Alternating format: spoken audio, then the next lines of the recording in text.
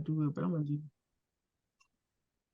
Welcome back to the Social Cycle Podcast, where we look at things affecting the Black community from a sociological and psychological lens. I'm Boonie, and I'm here with Brent, Damien, and Vanjalyn. How y'all doing today? I'm good. How you doing? Yeah. Hello. Amen. Amen. Amen. Amen. Okay. So in this episode, we are going to talk about love languages and the different types of love. So we could determine how we perceive love, receive love, and differentiate between the different types of love. So in the first segment, what's your theory segment? We're going to jump right in and start with the first question, which is, do you know your love language? What is your love language? We can start with Damien. Well, I just learned today that my love language is quality time, and I'm not surprised. When I took the quiz that it's a quiz that Shakita had put in the group chat that we had to take, and mine was quality time. I'm not surprised because I am a sucker for some quality time. Like, like even with just in all my relationships. I realized that like when they told me like in all my relationships, that's something that is true about me. I like a good old 101, whether it's on the phone, but in person, that'll be really much better. Like even with my grandma, just to take her to dinner sometimes and talk, with a friend, like one of my homegirls, we go get our feet done and talk. One of my homegirls right prior to this doing this, she came up just to talk about her dude and smoke. And like she knows that like she know that when she rushing, she don't come deal with me. But when she got time, that's what she gonna do. Everybody learn. I'm realizing that now that I know that, I realize that everybody else know that about me. I mean, I got a homeboy. We just chill, just me and him most of the time. Like we chill with other people too together and do other stuff, but most of the time it's just me and him. He know that he just got to sit there and listen to me talk. So yeah. I really do agree with the poll that I took and the test that I took. I felt like I answered as honestly as I could because a lot of them I felt like both of them is the answer. Right. I know y'all felt the same way. Like, come on. But it could be more than one. Like your most important one is quality time. But you can go by, Right. I'll say the first three of them. Right, because I noticed it said primary on there. Right. So all three of them is important. It's just about how much of each do you need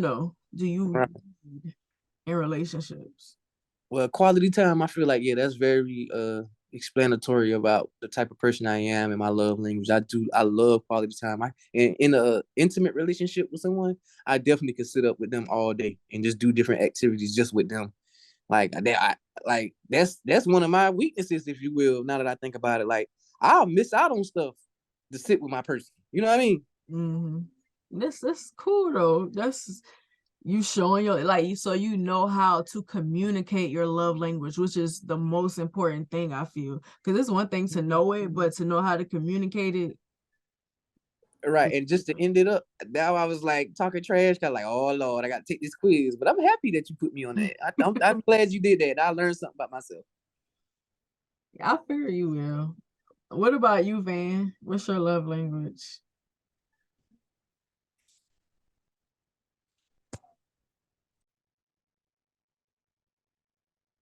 Van must be away from the computer. So Brent, you can go ahead. No, I can't get my button to unmute. But mine is acts of service, which is not at all surprising to me. I had to take the same quiz, well, a similar quiz in therapy to find out my love language, just to be sure I knew exactly what I was, looking for within myself. And yeah, I'm not surprised. I pretty much known that my whole life. Brent, I appreciate people doing things for me without being asked. Like, I don't want to tell you to do something. I don't want to ask somebody to do something for me, but it means a whole lot if somebody, like, if they've paid attention to me. Like I had a friend who used to get me Cokes and chocolate anytime I visited, or he would buy me fruit because he knew at the time I was like mad into fruit, mad into chocolate, mad into Cokes. And then, when you're with somebody or with friends and they buy you something that they know you would like, or like my second one was gift giving. So my first one was acts of service. So that's my primary. And then the second one was gift giving, like or getting gifts, receiving gifts and giving. But just doing stuff for me without me having to ask you if I need help. I don't want to ask for help. But if it looked like I need it, like if you do it, I appreciate that much more than you telling me I'm appreciated or telling me you love me or telling me you care. I appreciate the action way more than just hearing the words. Like the words are appreciated, but I definitely like to see it more than. Okay, while we waiting for Damien, Brent, what's your love language? Words of affirmation, and the next one was quality time. The next one after that was, I forgot, gifts. The last two to me were irrelevant because I don't care about gifts and stuff like that. Like, words of affirmation and quality time to me are very big, especially since I realized being by myself, I realized that I didn't get enough of it. So, it's good to know that somebody is genuinely interested in you and they want, to see you do well and, want you to strive for the best. So words of affirmation for me are very big. I just want somebody to be supportive of me as I will be for them. That's And understandable. with quality time, like who doesn't want to hang out with their girlfriend, boyfriend, whatever. I love going to museums and parks, especially like plant exhibitions and stuff. Like I can't wait to go to the plants and coffee exhibition here in Atlanta in the next 2 weeks. I'm looking forward to that. I'm a plant dad, so. But yeah, those are my two love languages. But yeah. Okay, so for anybody who doesn't know what a love language is, it's pretty much the way that you perceive and receive love. So the way that you give and accept love, the way that you communicate your love, and the way that you want your person to communicate love to you. So my love language is words of affirmation, then quality time and acts of service. Of course, I'm not surprised that words of affirmation is like the first one, but I will say this: I haven't always gotten that in my relationships. And even though I didn't get them, I was still able to love the person how they perceive love. I think my ultimate love language is loving people, like being a person who gives love. I think to me that's ultimately what my love language is, and I've always been able to identify that. And also with other people, I can be around you and figure out what your love language is.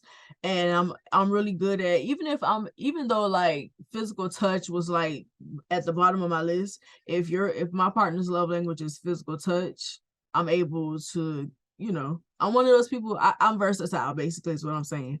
But ultimately, at words of affirmation, also people whose love language is words of affirmation, it doesn't mean that they don't really care about the action. We care about the words and the action. I want both of those. Like the action makes me believe your words more. Well, the actions have to match what you're saying. Right. We care about both. Like it's not just you tell us you love us. I also want to feel like you love me.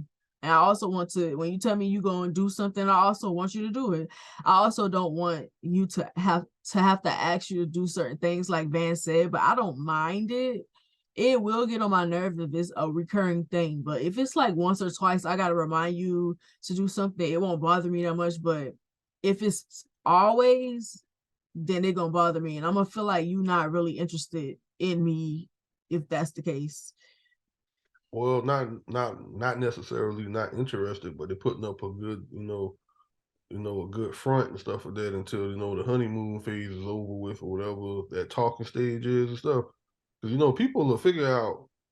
It goes back to that first episode that we had, and y'all were talking about men and conversations, and the what you doing and the what you doing.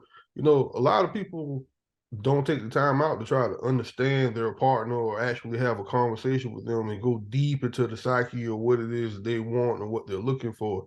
And then when you do have somebody that does do that, you kind of got your guard up because you've been let down so many times, stuff like that before. You start second guessing yourself about your love language. Was is this person really feeling this, or this person really saying that? So yeah, I get it. Okay, now just to redirect this to psychology and to kind of like define what love is from a psychological standpoint, it says love is an emotion of strong affection, tenderness, or devotion toward a subject or object. When you love a person, you experience pleasurable sensations in their presence and are sensitive and about their reactions to you.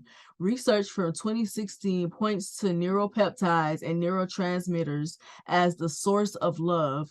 Feelings of love help us form social bonds with others. As social creatures, these natural chemicals develop to help us survive by encouraging mutual support, reproduction, and cooperation. I don't want to get biblical or nothing, but I feel like I want to let y'all know what the biblical meaning of love is. Okay, I got a section for that part. Okay, so save but it. I don't like to talk about religion with openly and stuff like that. But we can do just that. Just to define love in that term.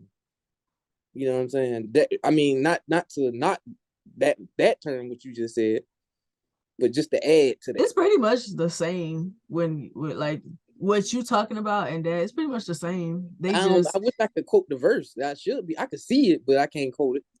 Go find it, Pastor Damien. Yeah, it's cool. We got a section for that, so you can find it, and then we'll talk about it in that segment. So to move things along, we're gonna go to the Pastor Damien. we're gonna go to the Hear Me Out segment.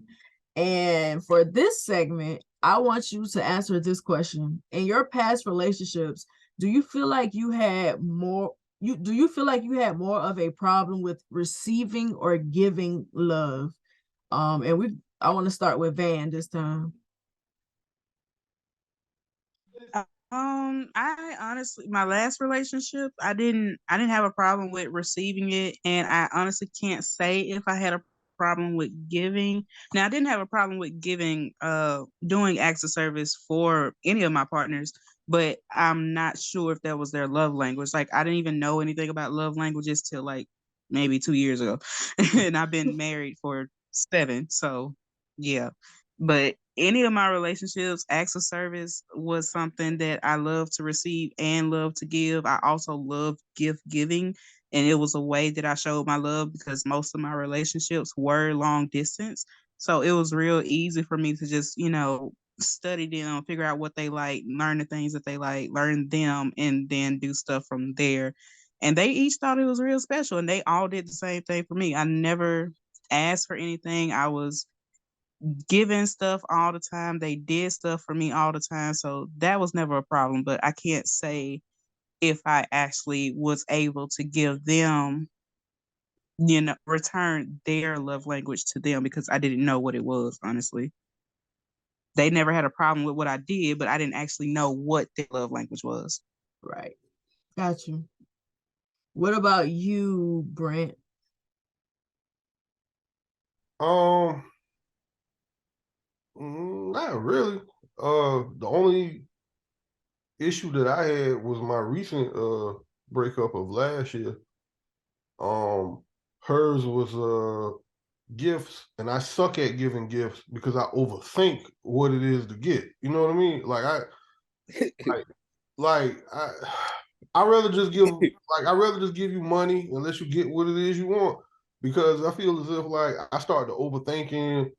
Okay, she said she wanted a pocketbook, but okay, does it have to be this color? Does it have to be that color? He right, because he used to call me all the time. And and it got Brent rather just get that bread out. yeah, like I really But one thing about women though, money is cool, but at the same time, it's like, are you paying attention? Like you do have a lot of women who just want you to know the things that they like. A lot of times we talk about the things that we like a lot, so they expect that. But all right, you remember the gift, the pocketbook, right? Yeah, I remember. That was a big ass fucking fiasco. That was a big fucking fiasco. I thought that I was gonna switch it up and surprise her, do something that was a little creative and stuff, switch it up from the customary colors that she was used to. Man, a motherfucker flipped out over that damn pocketbook. Oh yeah. shit. Yeah, you definitely have, when it comes to like something that we have to carry, something that we have to wear, definitely go with what she likes. Like getting something different to be outside the box, it ain't Right. gonna work. Well, I mean, yeah, to me, how she went about it was fucked up. Yeah. But then at the same time, it's like, okay, like I made, the attempt, but all I'm sitting there saying is like, if you didn't like it, we could have just exchanged it or, whatever. Right. Like, Or when somebody give you a gift, accept it. Like even if it's something that I don't like, and I ain't gonna say that a lot of women aren't like that. They want what they want. And it's not even really, it's like you said, giving you credit for trying, for you putting forth the effort. I would have been like, thank you. And I would have wore it. Well, I would have figured out how to make it look good. Yeah, but when you start getting hit with that, you should know me by now. You should, like, yeah, I do know you by now, but I just want to do something different. Sometimes the stuff like that, like with gifts, I've ran into, if I'm dating you, yeah, I get it. But if I'm not dating you, like, you ain't getting shit from me. Fuck you. Who are you? But yeah, I'm just not good at giving gifts. You get everything else. Like I paid rent up for 2 months at a time. I've paid for movers. I paid for refrigerators, washing machines. Those are gifts. I mean, Big boy gets there. Those are gifts. Like, what you mean? You ain't good at giving gifts? No, what I'm saying is like I look at gift giving as like something that you actually need and not what you want.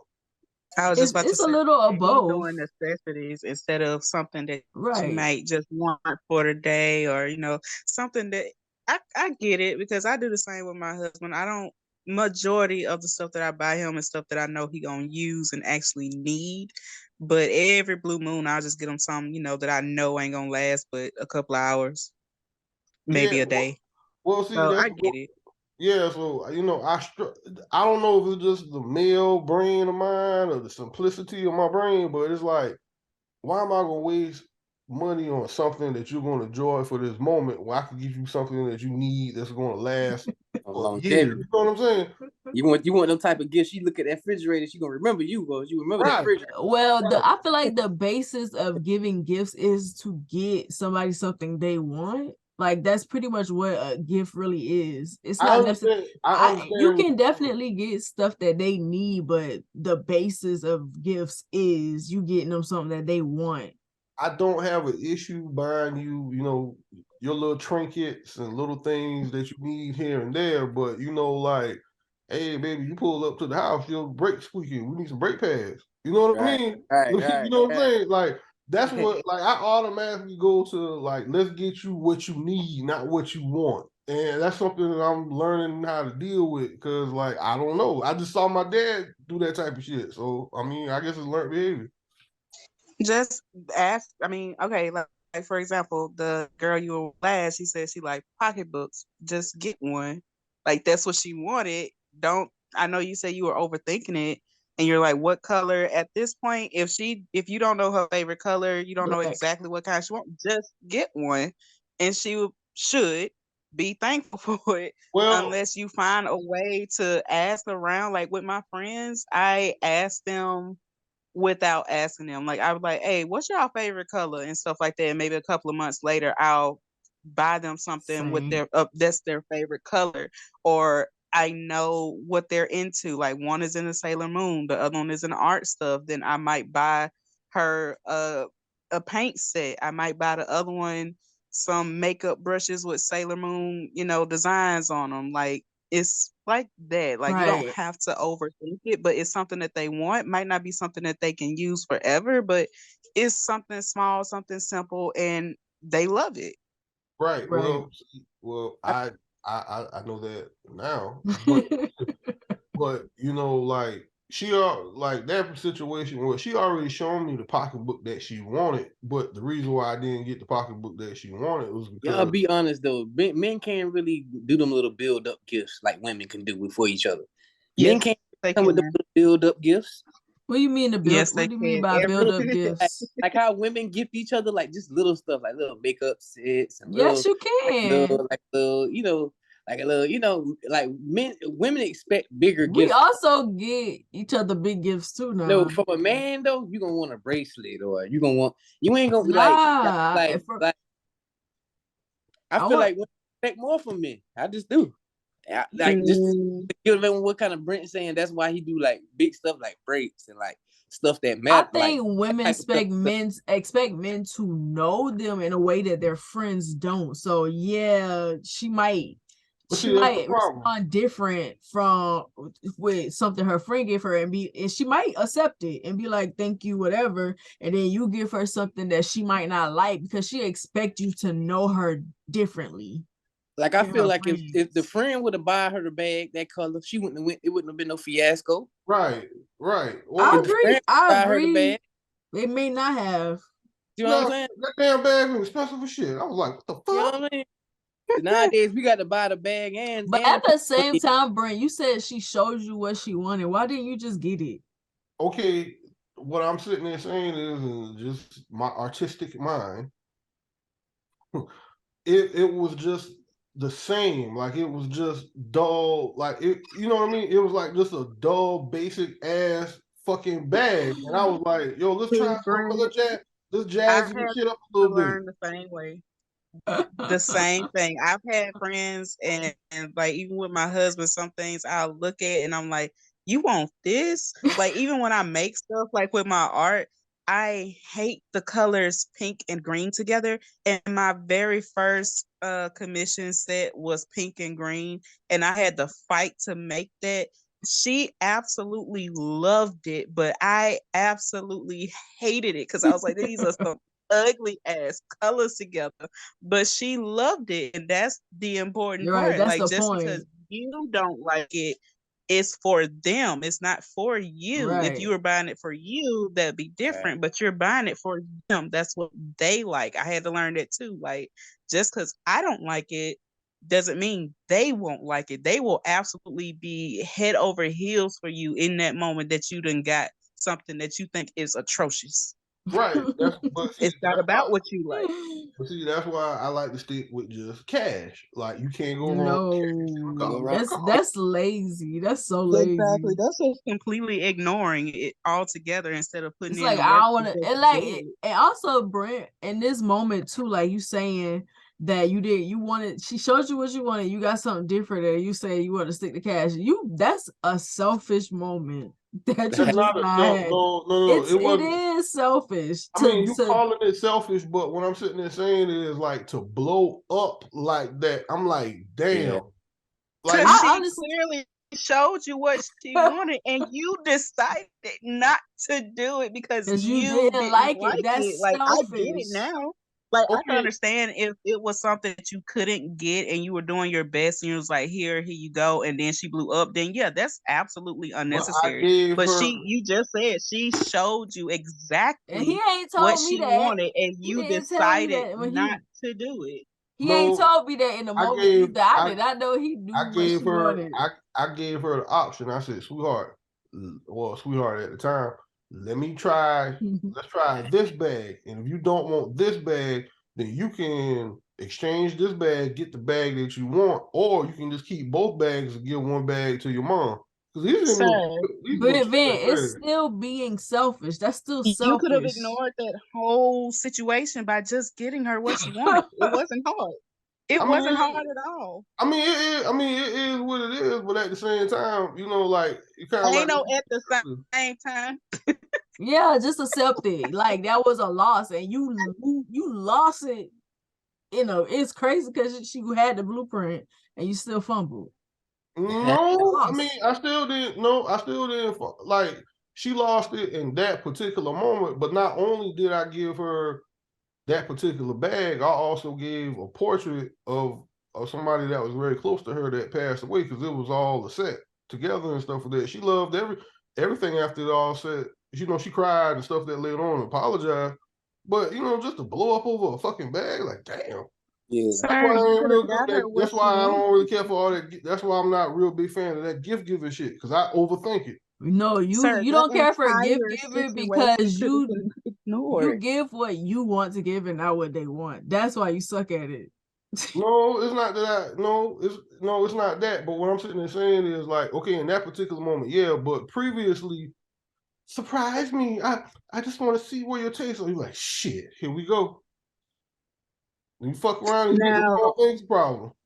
okay, now if I said I had $20,000 and you said you wanted that $20,000, but I decide, you know what, I'm gonna buy you a car that I like. You probably can't even get in, but I'm gonna buy you a car with this $20,000 that you not gonna like. It's probably gonna be a two-door car, ain't got no room or shit, but it's $20,000 car that works just fine. You're gonna accept the car. You're gonna be thankful for the car, but you're gonna be like, bitch, you could have got me the $20,000.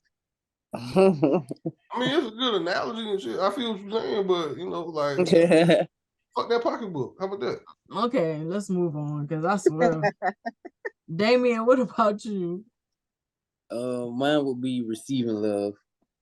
You think you Yeah, in the past relationships, I have more problems with receiving love than giving love. I give love easily, but receiving love back then in the last relationship that I can say serious relationship, at the beginning I was like, they would be like touchy feely while I'm driving, like touching on my neck, touching on my hand, and I'd be cool about it. But then after a certain point, I'd be like get off me, stop. Later on, after the relationship over, that's something I regret. Like, dang, I should have let them just be touchy feely. You know, that was probably part of their love language.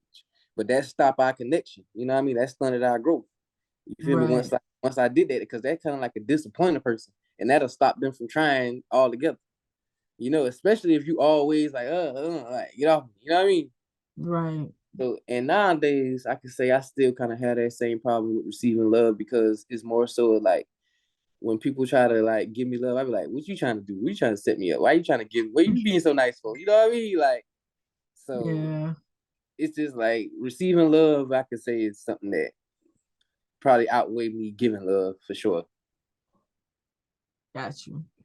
So with me, I would say the same thing, Damien, receiving love. Like I said earlier, like to me, my ultimate love language is giving love. When it comes to receiving, I feel like it started from when I was young too, because I was such a smart and independent kid that I didn't really, they could leave me alone. My family felt like they could just leave me alone and I would still do what I was supposed to do. So I didn't really get the encouragement to keep going. Like, that's a good job. Like, I'm happy for you. You made the honor roll again. It's like, it used to be like, oh, I know you on the honor roll. Oh, I know you did this. Oh, I know you did that. Oh, I know you can do this. Oh, I know you can do that. So it kind of translated over to me in relationships. So even though my love language is words of affirmation, I don't always believe the words. Right. And then there's certain things that you say that I'm just like, I'll be receptive and I'll say thank you and stuff like that. And then also at the same time, I didn't really get a lot of my love reciprocated in my relationships, at least not in a way that I perceived it. Like, they didn't really care about how I perceived love or what my love language was or nothing. And always knew. So I would tell them things that they could do to show their love to me, and they just didn't care. I kind of feel like, and it's really because when I'm in relationships with people, I'm so giving that people feel like they don't have to do anything for me. Like, they don't have to do anything because I don't have to do this, because she's still going to show me love even if I don't show her love, because I'm not really the matching energy type of person. I'm always going to be loving to you until I get to that point where it's like, okay, they ain't reciprocating my love, so I'm just gonna move on. it's time for me to go. I'm not getting what I'm supposed to get in this relationship. But a lot of times when I was, go ahead. No, I mean to cut you off. Go ahead, Boonie. No, go ahead. What you about to ask? Well, no, when you were saying, it's not reciprocated, you talking about the same type of energy that you were giving them? Yeah, because I feel like, okay, hold on, I'm about to add Nadia. Because I feel like a lot of people aren't used to being loved in the way that I love, and I can be very intense, especially if I really like you or at first or whatever. I could be very intense, and I feel like people are caught off guard by it a lot of the times. And at the same time, like I said, I don't match energy. Even if I'm mad at you or whatever, I'm still going to be loving to you. I'm still going to be giving. Like, I'm gonna tell you when something bothered me. I'm gonna tell you whatever, but at the same time, it's not going to stop me from loving you. Like, if you don't give it to me, I'm gonna still do it because that makes me feel good, basically. And I kind of feel like I'm self-sufficient. Like, I got love in me. So a lot of the times I don't even realize that a person isn't giving me love until I'm like drained. Till I ain't got nothing else to give. And then I'm like, dang, this whole time I was doing this, I was doing that. And I wouldn't get nothing back in return, but I don't notice it always at first because I'm super giving in the beginning until I'm drained. Like I said, till my well has run dry. Then I start realizing, oh, okay, this person don't really love me like that.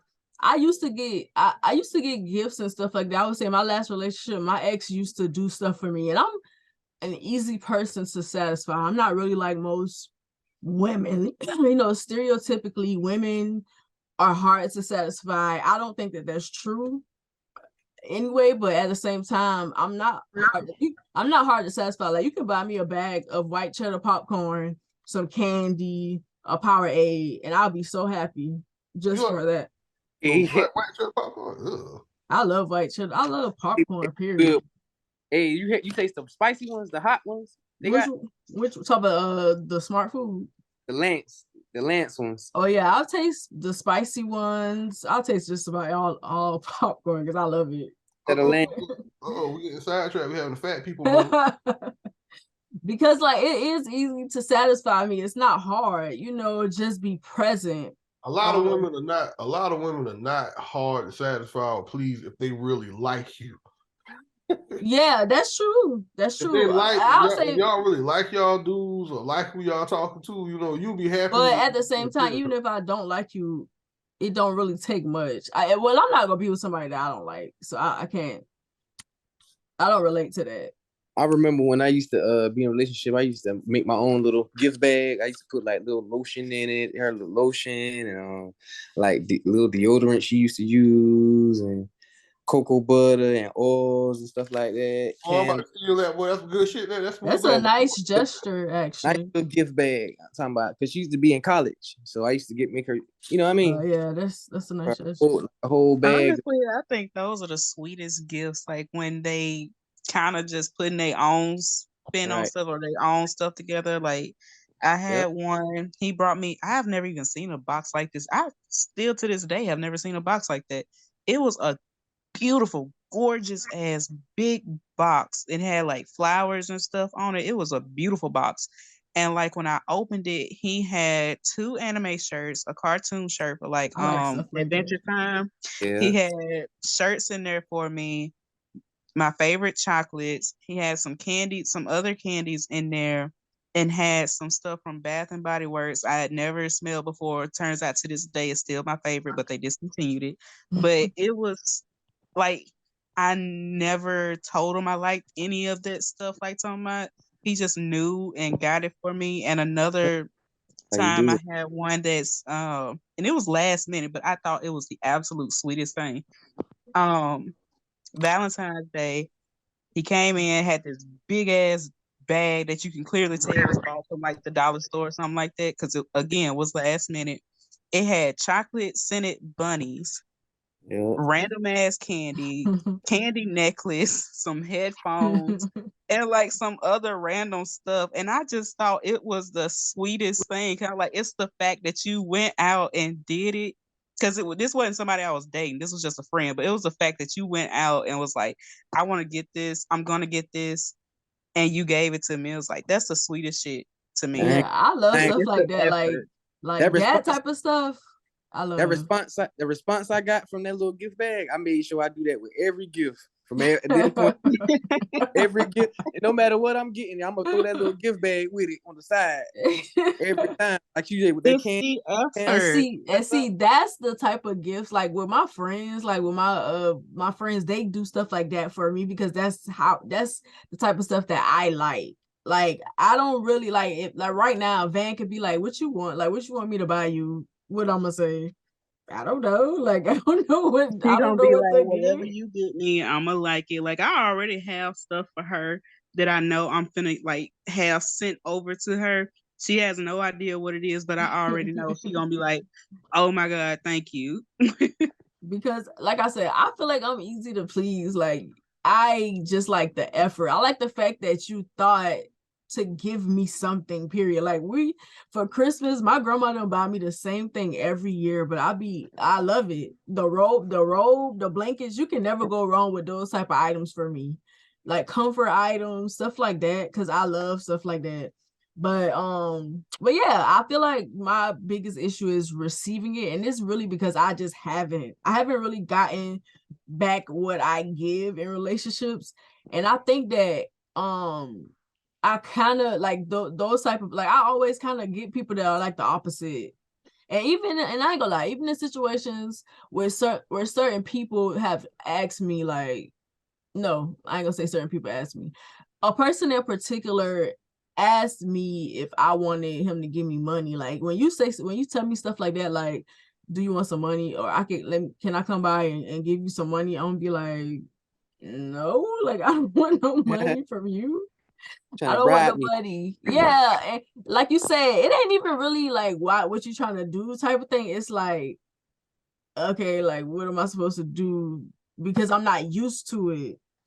Like how I'm supposed to accept this? I'm not used to it, but I love giving. I would have $10 and I'm gonna spend 5 on a gift for my friend or whatever. Like if I'm friends with you and you having a hard time, you depressed or whatever, I got a little $10. I'm gonna buy you something out of that $10 and I'm gonna send it because it makes me feel good to make people feel good. I see me and my homegirls now. See me and my homegirls and stuff like that. We do shit like that with each other. Like I am the easiest man in the world to please. Like they can buy me 100 rounds of 9 mil or something like that, and I'm just as happy as I can be because I'm going shooting later. Right. So, I used to love the minutes on my phone back in the day. Ooh, that used to be a gift that I used to give to my cousin all the time. Girl, you must be really want to talk to me. put the We minutes gonna on talk too, boy. We gonna talk. Boy, we gonna talk.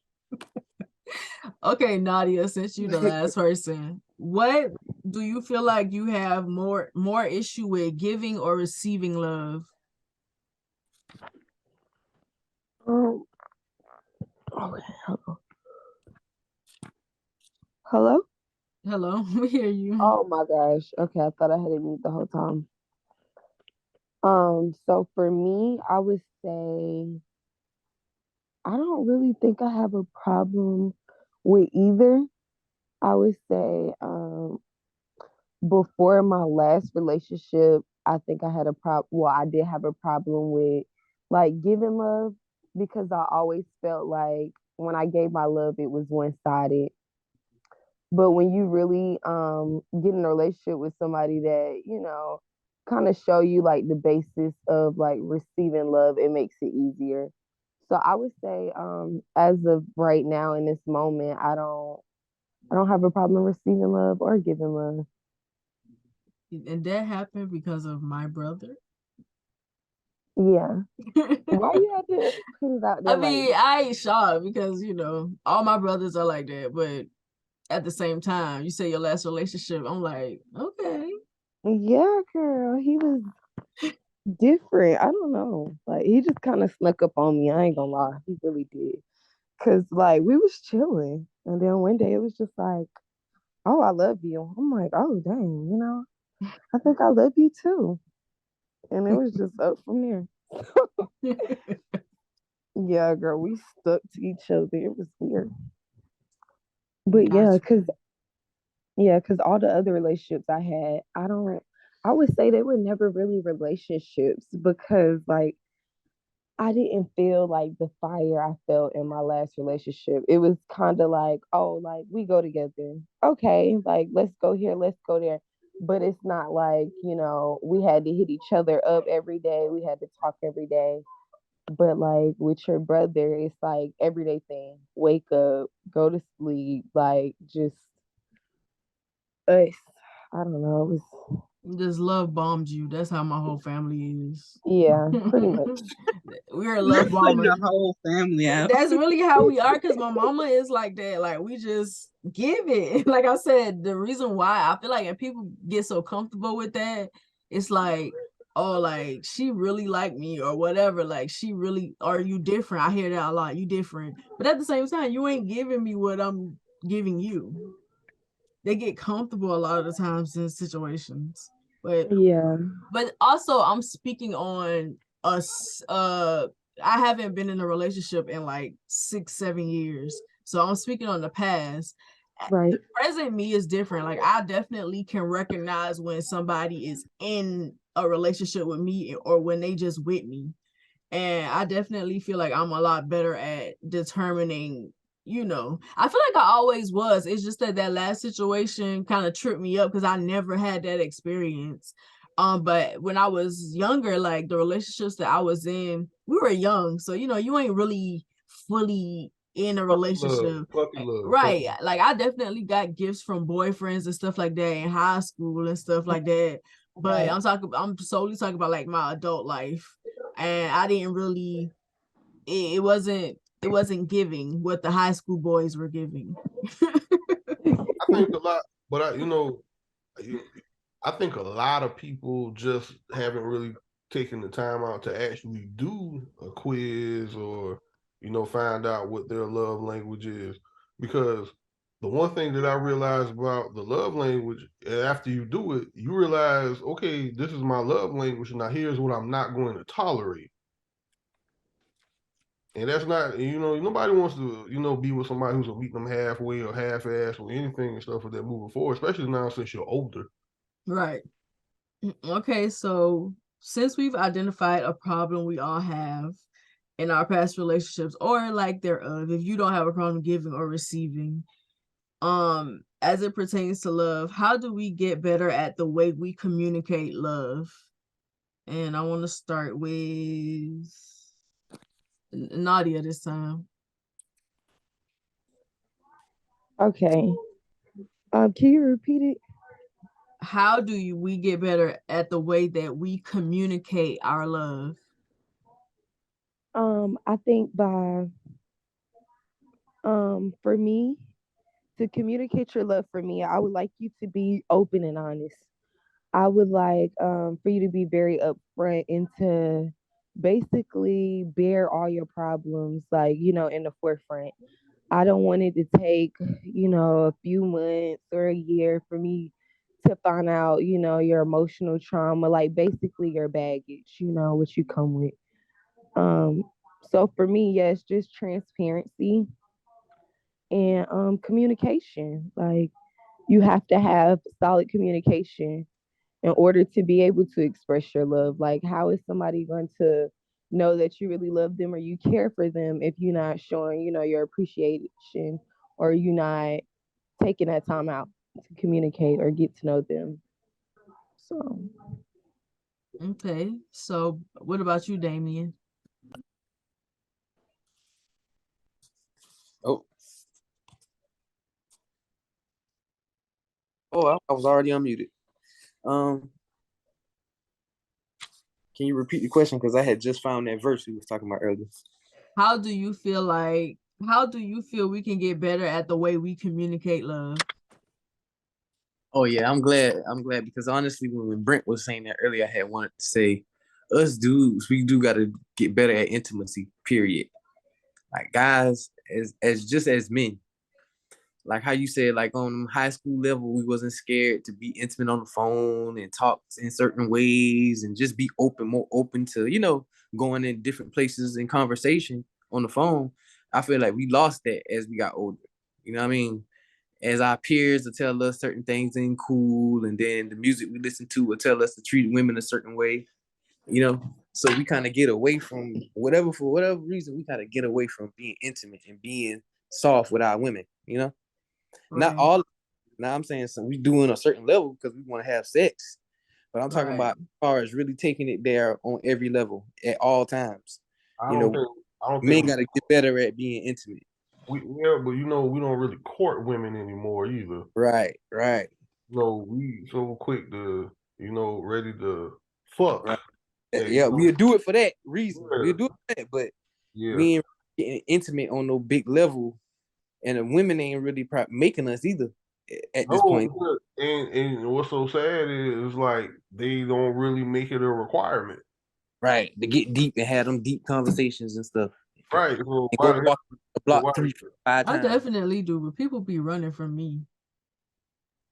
I don't think that they running from you. Put it like this: they want something that's easy and quick and accessible. Right. You know what I'm saying? Like it's not necessarily running from you because they're terrified of you. Like, oh shit, she ain't done. She can't fall for this shit. You get what I'm saying? Right. That's what it is. And that's why girls be bragging about a dude coming back. He gonna come back, yeah, because he's trying to see if you're still stupid. Right. That's what we talked about in one of the previous episodes. It don't mean nothing if they come in. Right. Just that you accessible. Right. Like to answer the question that Boonie, you know, Damien touched it and Nadia touched it. You know, you got to be open and transparent when you trying to court somebody, try to get to know somebody. But you got to be very mindful of unpacking their baggage because you may realize that their baggage is too much for you to handle. Right. And you gotta, you know, take that, you know, as a warning sign that this may not may not be for you. Because you know, some people can't handle somebody. Because some people can't handle people with a lot of trauma and shit. I had to learn that the hard way. So you know, it's a two-way street. You know, it's not your job to fix somebody either. That's something they have to do on their own. We can't listen to some soft music and I'm comfortable with you behind my neck and rubbing my shoulders and we being calm and you know, some candles lit and it's dim. If you can't be calm enough to do stuff like that, I know something wrong with you. Man, you turn around and motherfucker.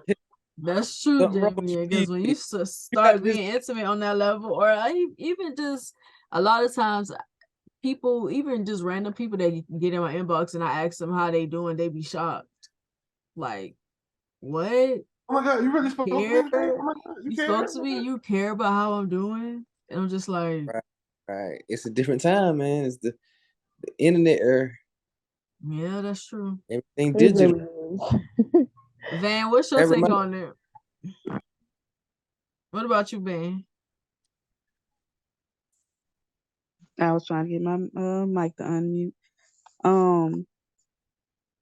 Basically what Nadia said, like pretty much 100% everything she said. We need to learn to be more open on both parties, more open and vulnerable, basically. You need to learn to be vulnerable. That way you know exactly what you're getting into. This person knows exactly what you're getting into. So that they know what to expect. Like tell your side and listen to them tell their side and don't be like, well, I don't feel like you should feel this way. It's like you can't do that. You can't tell somebody else how they should feel towards what you are putting out there. If they don't agree with it, if they don't align with it, then that means they're not the one. Just keep it moving. But the communication needs to be there. Nobody needs to be trying to become the person that their partner or whatever wants them to be. If that's not you, that's just not you. Now there's nothing wrong with trying to improve or be better for the person that you love, because compromise. But if you're dating or something like that, in order to get to a certain point, you need to be honest, completely honest, not just well, I didn't lie about what I told you. It's like, no, we know how that goes. We all know that game. Just be honest. Right. But so for me, no, go ahead, Boonie. So for me, everything that y'all said, and I feel like fear plays a big part. in thing as dating when it comes to how people date now and how we see each other. I feel like a lot of people are afraid to be loved nowadays because being loved by somebody comes with its own responsibilities as well, because then you feel obligated to reciprocate that, and sometimes you're not in a space to do that. But rather than saying I'm not in a space to receive and give love, you kind of like you do whatever you have to do, and you take whatever it is that they're willing to give you, knowing that you're not going to reciprocate it, knowing that you're not in a space to reciprocate it. And I also feel like we need to get out of the space of social media a lot and realize that stuff that we consume every day on social media is just entertainment mostly, and you shouldn't be guiding your life by the things that this person said or that person said. You should go with what you align with, what you identify with, what you align with, and stop allowing people to tell you what's for you and what's not for you, or what's cool or what's not cool, and what you should and should not be doing. Because at the end of the day, those people gonna do what they want to do, and they're gonna do what makes them happy. So you should do the same thing. And honestly, if you're hanging around people who be telling you that you are a simp because you love a person and you want to show them love, I hate that word. That word is so annoying to me. Making fun of men because they love their woman and they're willing to do certain things for their woman, that needs to stop. Like it's weird. Why don't you want them to show affection for their woman? I think you get the word simp and stuff like that. I think you misunderstood. No, I'm not. I don't misunderstand what it means. What I'm sitting there saying is stuff like that, like with the word simp and shit like that. That word simp and stuff like that wasn't created for dudes and stuff like that who show affection and stuff like that to their woman. Like people call Russell Wilson a simp. I'm like, how's that man a simp? Because he loves his wife and he take care of his wife and shit like that. That's the weirdest thing. Okay, so that means that that's the definition they put on it. Nah, when I hear the word simp, I'm talking about these guys and stuff like that who will just lower their standards and allow somebody to talk to them and treat them any old kind of way just to have an impression of somebody. Like, nah, that's some simp type behavior. Like, why are you sitting there taking this abuse and all that type of stuff just to say you have a woman or a girlfriend? Nah, that's simp behavior. But at the same time, that's your perception. You don't really know a lot, especially on social media. You don't really know what's really going on to say what somebody should and shouldn't do for real, unless they telling you or whatever. But I feel like when I say the word simp, that's what I see. That's what I see. The what people put on it is people that. So I don't have a wrong perception of it. Like the way I perceive it is the way that a lot of people perceive it, and the way that they use it or whatever. And I just kind of feel like, what's bad about somebody wanting to be devoted to the person that they love? They want to show love to their person in public or whatever. What's wrong with that? But that's not simp behavior though. Brent, you cannot tell me what something is not, and I'm talking about. I'm talking about your definition and my definition of it. Apparently, it's two different things. But what I'm saying, no, it's not. I'm agreeing with you, but I'm agreeing with you though. No, you're not. You didn't agree with me. I'm not saying my definition specifically. I'm saying what the definition I see people put on it, not my definition. I don't really care about words like that or whatever. I'm talking about what I see. When I see people call simp, it's usually things where men are catering to their women. That's not simp behavior. That's just a man taking care of his girl. That's not simping, but she's saying that is what is being. That's what is being. Okay, that's what everybody else say simp is. That is how they look at simp. That's not. I don't think that's anybody's definition in this podcast right now. But that's what the society says. Yeah, I get it. I think I get it. Mostly men definition of simp. Well, hell, I can't even say mostly men. That is what society is saying. That is what social media is saying simping is. That's not her definition. I think it's kind of what they're saying. Well, I mean, I understand Brent, what y'all saying, but what I'm sitting there saying is I'm not trying to say her definition, my definition. I'm talking about what everybody else is saying definition of it. No, I'm saying, Brent, I got you on this one. This is explaining from a dude standing point of view. y'all like that is a simp. What people say, just like a Russell Wilson type of dude. But in a man point of view, a simp is what Brent was saying earlier. Somebody you can just get over, push over. They'll pay for you for everything. No, you do. A yes man. A simp is a yes man. Universally, everybody do agree that probably Russell Wilson would be the prototypical what people talking about when they say simp. Somebody who gonna do right, somebody who gonna be there, somebody who gonna take care of the family. But in a man point of view, we don't look at Russell Wilson as a simp. We don't. Man, you don't. Men don't. Women, I think women do. No, you don't look at Russell Wilson as a You simp. don't. Brent don't. I be seeing That's what I'm saying. That's what we trying to tell y'all. Mostly men that say that. Men think a simp is something different than women. That's what I think I'm trying to say. I think we agree with y'all, but in our minds, we think a simp is something more than what y'all think. I really don't. You can't say that because what we're saying is the We agree majority with y'all, of though. men. That's what I'm saying. We We're understand not what y'all talking about the disagreement. We're just saying the majority of men are the ones who are saying Russell Wilson is a simp. Majority are women are saying that Russell They Wilson want is somebody like how who is catering to his woman as women would prefer to be catered to. But it's you that don't think Russell Wilson is a simp, which is awesome. We don't think he's a simp either. But I don't even think sound like that's something a man created. Simp. That sounds bro, like something a woman created. every Just time I being see real. a post, I agree with with you. Russell Wilson and Sierra, it's mostly men calling him a simp and saying stuff about him, and women saying stuff like "I want a Russell Wilson." That whole I movement. don't know. That sounds like How I think is that's we're gonna have to research that, Sierra's y'all. prayer. We're gonna have to research that one, y'all. I ain't gonna lie, we're gonna research that one. because I agree with Brent. I think a simp is a yes man, man Right. or woman. That's I think all a I'm simp saying. is a yes That's all I'm man. saying.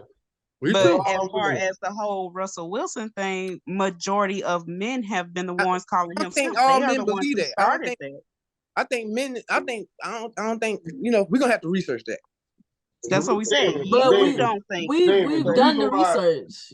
Damien, the reason why a lot of guys and stuff like that look at Russell Wilson as a simp is because they looking at Sierra as a washed up baby mama R&B type artist, and they think that Russell Wilson should have been with like a Michelle Obama type lady or something like that. You know what I'm saying? It's almost as if like you got certain guys who want women that they've been, tarnished with having a baby with a sorry ass dude to be in the slums and the dumps and stuff there forever. Like, nah, she learned from her mistakes. She didn't want to deal with that type of shit no more. And Russell Wilson is a great dude. Hell, I want my damn daughter to date a fucking Russell Wilson, fucking old future ass nigga. Hell no. What I'm saying that I think need to be researched is like who came up with simp, a man or a woman. I think a woman came up with the word simp. Women did. I think a woman said Russ was a simp. They blame us for it. He's a simp. That's what I think. I ain't know for sure, but I just think a woman did. Russell Wilson is a clean cut guy. You never hear him name. You never really heard his name in the like drama. Multiple women and I just looked it up. It was a man that created the word simp. What's his name? That don't even make sense for a woman to do that. Why would women look at a man catering to his woman and calling him a simp? It was a whole movement of women saying that they wanted a Russell Wilson. Sierra, what's your prayer? Tell us your prayer so we can get a man like that. That's all I've seen for women. Online. Brent, Yes, she already gave her prayer. We already had the conversation with you and like the totally different perspectives, but whatever. That's a lot of lanes in that though. For real, there's a lot of lanes in that.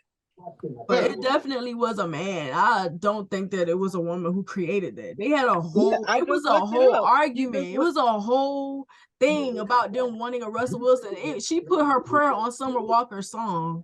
I literally just Googled it, and it says album. the word simp was created by Too Short from fucking 1985 in Pipology. It was a man that created the social word media. simp. Like I'm talking about social media with the Russell Wilson stuff like that or not. I ain't talking like that. It's still not woman made. I get where Van coming from though with Too Short or whatever, but man, half these millennials and stuff don't even know who the fuck Too Short is. I'm talking about along with the millennials are over 30. What are you talking about? What are you talking about? Generation Z or whatever. Those aren't the people who call Russell Wilson a simp. Exactly. It's millennials that do that. I have never called that man a simp. I ain't got no Brent, respect for that man. please stop lying. What have I ever I called swear him you a be simp? Now we telling y'all what we You think. be We telling running y'all off the at truth. the We don't mountain. think you y'all yourself. are We okay. What are you talking telling y'all about? the I truth. never doing- called That him a align simp. with what we Yes, saying. you did. And When?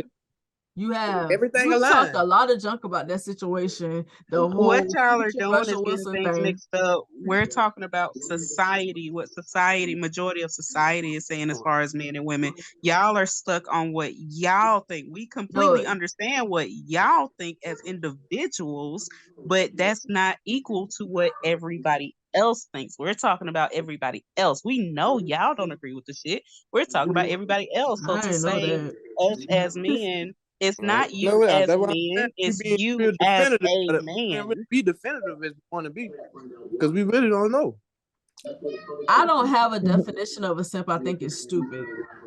Right. The A word yes itself is man is stupid. just a yes man. Why y'all gotta call him a simp? There was already a word for it. Why did he need another one? Don't make sense. Anyway, let's Why do we need another one? let's move on. So we're gonna move on to the story time segment. Any of you have a story to share that is related or unrelated to what we talked about? Story time.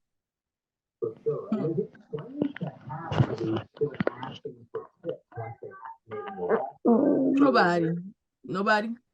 I mean, look, I'm over here trying to think of one. Yeah, give me a second. Hold on. As far as love language, Yeah, love language, love the different. Oh, I forgot to go through the different types of love. I could do that for the story time if nobody got a story time. Okay. I don't know if it would be considered a story time, but I know as of right now, I'm learning to not, for lack of a better word, cater to my husband's love language, and vice versa. We officially know each other's love language. Like, I mean, I've said it, but I don't think we both fully understood like what came with understanding each other's love language. So we've been putting that to work. Um Okay.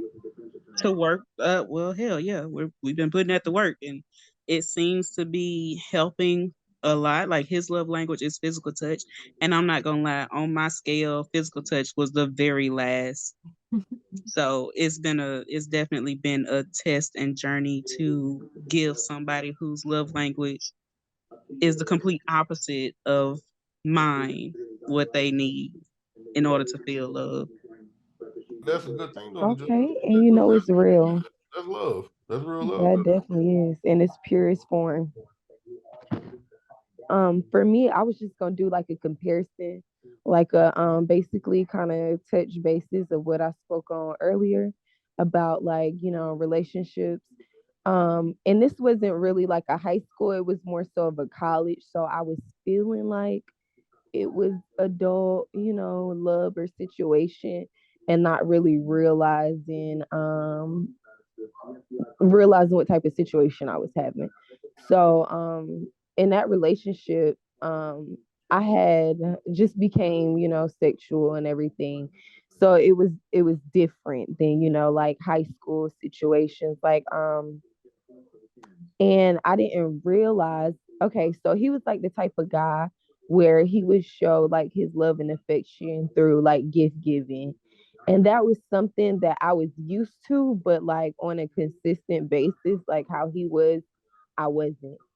So, of course that took, a little to get used to or whatever. But I didn't realize that I felt like that was his way of like showing his love, but it was really his way to like basically keep me oblivious. Basically, the bayou. Pretty much, yes, keep me at bay, thinking I'm in like this whole fairy tale love thing, and it was far from it, pretty much. And then being with your brother, it was more of like what Ben was saying, like physical touch. So it was like more of like showing your love through acts of service, through communication, and things of that sort. And like I said before, I wasn't used to that. So it definitely took some use. It definitely took a while for me to get used to it. But once I did, I'm the type of person, like, I wouldn't say my love is overbearing, but like I don't know, like, I'm a lover's girl, so I just love love. Like, I love being romantic. I love doing romantic things. Like, so once I love you, it's like nothing nobody can ever tell me about you. And I think that's one of my biggest mistakes too, because people can manipulate you or manipulate situations and have you thinking that you have something you really don't. So yeah, that's all I wanted to say. A comparison of I wouldn't even say a first love, just like my one of my first serious relationships and then an actual, serious relationship. My outlook on them. Got you. Anybody else?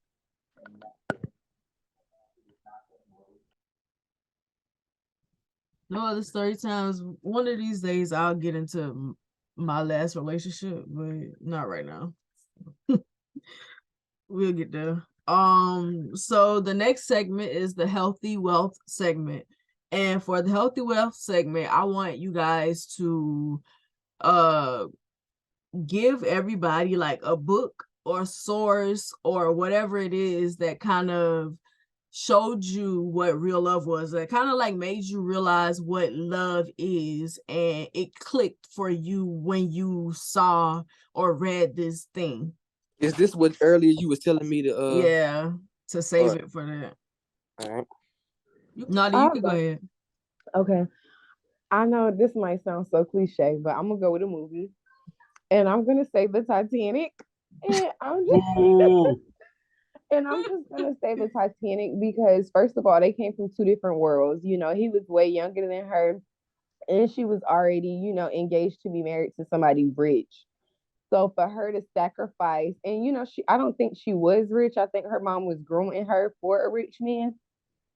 So for her to sacrifice, all this wealth, this life she would have had, all this access she would have had in this different world just for, this guy, some young, hot guy. I mean, that sounds kind of lustful, but but in the movie, it wasn't like that. If you ever seen the Titanic, you would know it was, to me, we all definitely like saw it. Sight. Like when they saw each other, it was just like a zing. And ever since then, they was just chasing it. No matter what nobody said, no matter what they had to go through. Right. They out to his death. Like and then he sacrificed himself. Like he's like, you get on this log. That's like a Romeo and Juliet situation almost, without the beef of the family. Right. Well, you know what? They actually did have the beef of the family. He didn't have no family, but her mom was so against it. You're right. But yeah, it's the Titanic for me. Not loving basketball because and it did seem like that. It did seem like her family wanted her to be with the other guy. Seemed like because he was rich. Damien, you ready to go, or you want Brent to go? I'm ready to go now. Okay. I'm ready. See, for this.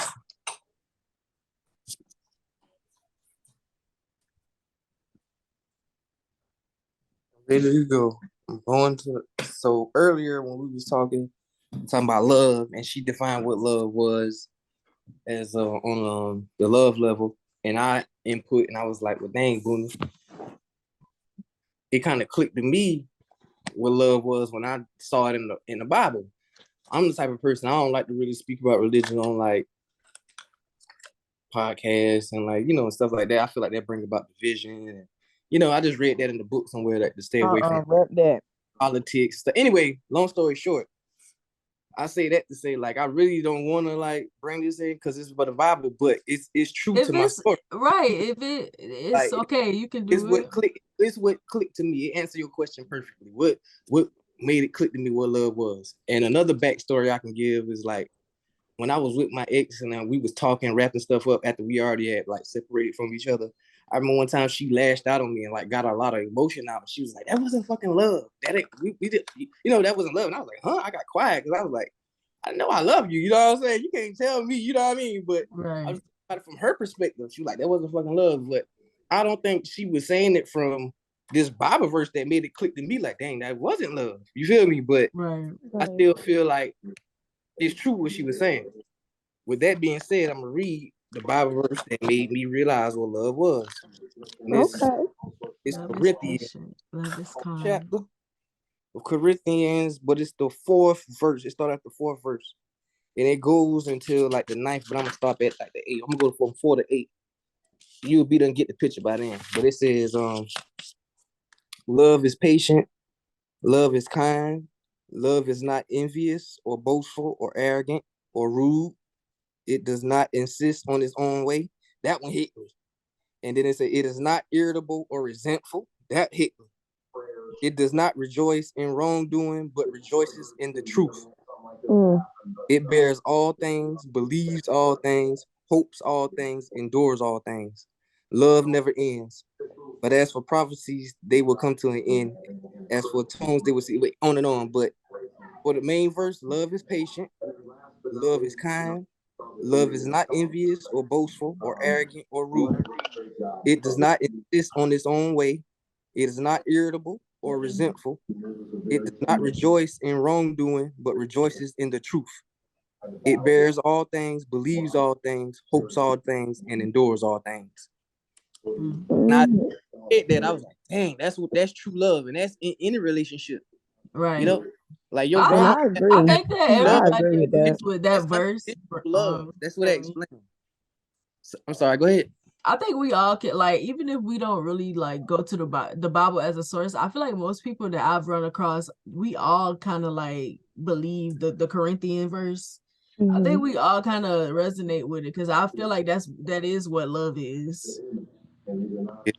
But at the same time, like I feel like people get caught up on the feeling and these certain feelings, and they think that that's love, but that's not necessarily what love is.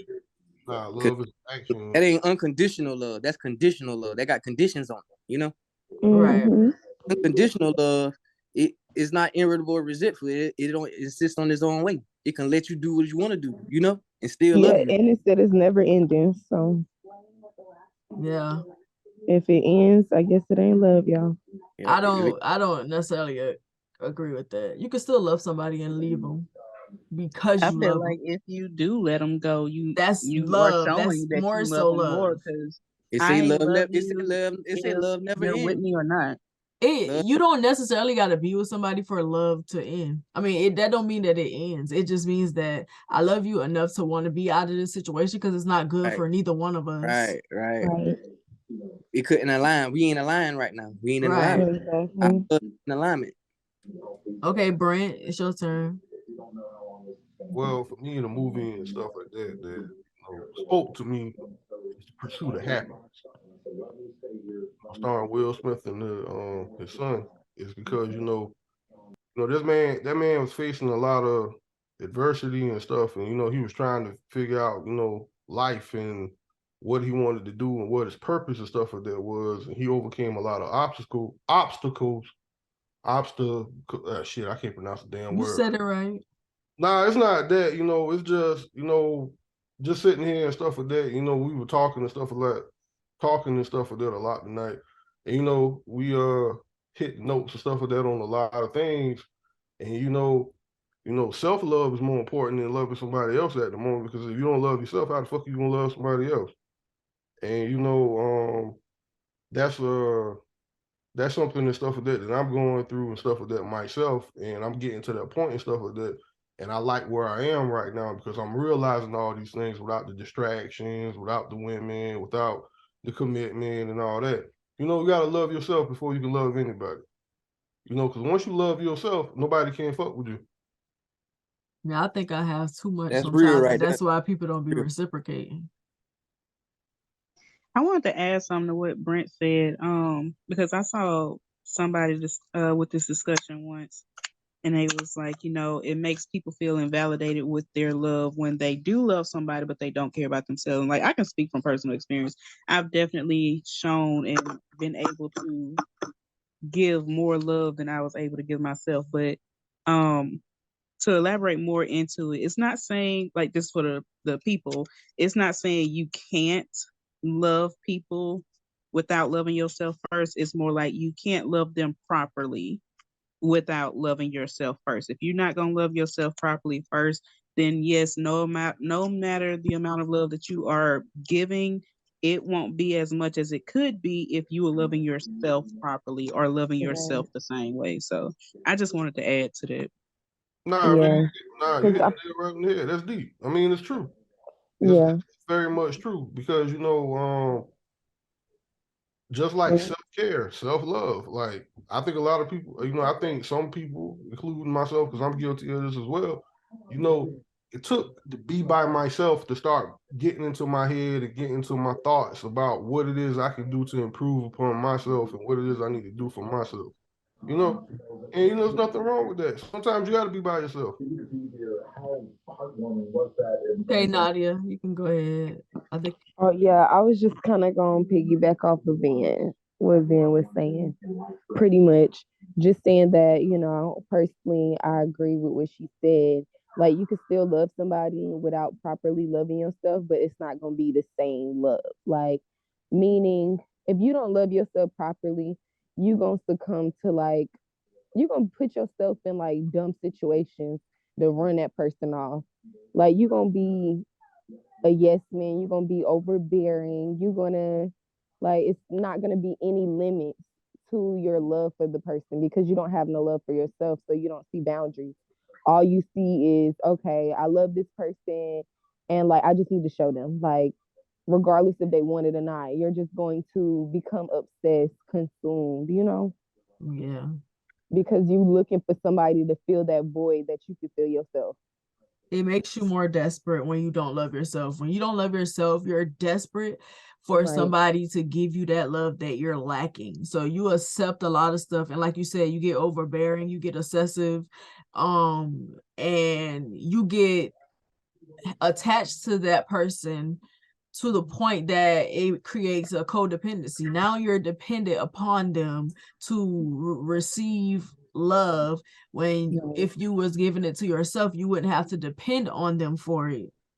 I ain't trying to throw nobody under the bus, but it seems like that girl Krishan. Y'all describing Krishan Rock. Oh my gosh. I don't really follow them that much, but yeah. Who is it? Yeah, she a little. I mean, it feel like it was that way at one point. Hey, but who's it? She definitely loved him a lot. It's Blueface's girlfriend. Yeah, Blueface got a girlfriend? All them tattoos, the tooth with the picture, that's just whoa. Yeah. That was like you to do whatever to make him love, like do whatever. Yeah. Where the hell was I? Where I missed like you gonna love me, nigga, and I'm gonna run off everybody else. You know what's crazy about that situation? Every time I get on Facebook Reels, I see her. People are obsessed with that relationship for whatever reason, whether it's judging them or whether it's like, I like her because she can fight and she can do this, she can do that, whatever. They're obsessed. And that kind of shows you and it shows you how people, some people agree with it. Some people think it's entertaining. Some people think yeah, like that's how love is supposed to be. It is. Do you think? And I feel like it's showing, like, the younger generation, like, oh, it's okay for you to punch your girl, and punch you first, or it's okay for her to just slap you up if she feels some type of way and can't control her emotions. I'm gonna say this right now for all the listeners: it is never okay to put your hands on anybody, regardless if you're a female or a male. Just because you put your hands on you and you a male doesn't mean you should retaliate. I'm not telling you how to retaliate. I'm saying you shouldn't. And toxic love is never good. It never ends well for anyone. Look up all the domestic violence cases that happened in December alone. Like, matter of fact, already in January, I was on Facebook and 3 women had just died. I'm like, oh my gosh. Granted, I'm sure more people all over the world have died too. I'm not saying that. I'm just saying, to domestic violence. Right. They partners came and killed them. Like, sometimes that toxic, and it be signs like if that person can be threatening you or whatever, and you will see signs, because a person that is toxic like that, like I was saying earlier, like we was talking about love bombing, they'll love bomb you. They'll give you a lot of love to make you feel like they love you, and then they change up, they switch up on you, and they're abusive, and then they go back to love bombing you. So you think that that's love. You think, oh, well, he loved me because he's nice. He can be nice, or nice sometimes, or she's nice sometimes. Right. Do you think people just like? Do you think people love to see a good pacify your tragedy emotions? unfold? What you say to Brent? Do you think people just like to watch a good tragedy unfold? I feel like, yeah, I feel like people look at other people's lives as entertainment on social media, and that's really what it is. Look, they've turned their relationship into a TV show. But okay, once again, I don't know who I know who Blueface is, but I didn't know he had a girlfriend or whatever. You know, I don't. You know, like I took a hiatus from all of that crap.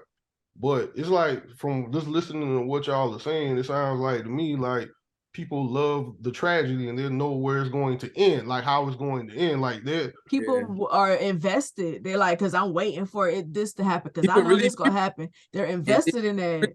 See, that's some sick. Well, that's some sick ass shit though. That's some sick ass shit. It's sick. I can't, like, whenever I see videos, I'm like, I can't watch this. How do y'all watch this stuff all day?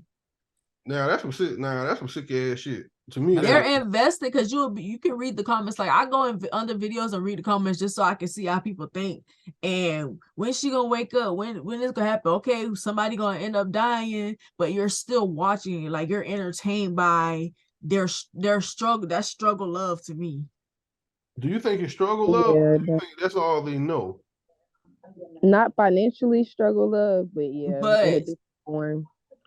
And now do you think that's all? But do you think that's all the love that they know? Yeah, because their families are involved, and they're like fighting. Yeah. Their families are like fighting each other and stuff like that. That's the sad part about it, though. The sad part now. The sad part is now they got to keep doing it for that check. Yeah, because now they've turned it into a TV show. So they got to keep doing it for that check. They got to keep it going, because it's become a TV show, because people are so invested. And a lot of people will get under the comments and judge. But if y'all weren't giving them views for this stuff, they would never be able to turn these things into TV shows and stuff. So you're partly to blame for that stuff too. If they didn't have an audience, then they couldn't do it. We live in a world where you get rewarded every day for doing the wrong thing. Yeah, that's what's put out there. Like, that's not cool. That's not cool at all. It's not. But for me, the things it's cool. But the things for me that clicked for me, that made love click for me, was this book, Return to Love by Marianne Williamson, and The Mastery of Love by Don Miguel Ruiz. And Don Miguel Ruiz writes a lot of books that kind of like simplifies life for you. Like the stuff that they talk about is so simple, but I feel like as humans we complicate things so much, just with our minds a lot of the time, because our brains are they're designed to keep us alive and for us to survive, and we're always thinking in survival mode rather than this is life and this is how I need to move and what I need to do to make my life the best that it can be. Like, you kind of have to fight against your brain a lot of the times, retrain your brain a lot of the times from the things that you think, and it can be intrusive and it can trickle over to all different parts of your life. But for me, these two books, these is what made it click for me. And I think The Mastery of Love is more so about self-love and identifying different ways, kind of like, I'll say it affirms love languages and stuff like that. Like, it kind of tells you how to get there, how to receive it, and how to attain love in its purest form, basically. Okay. I like that.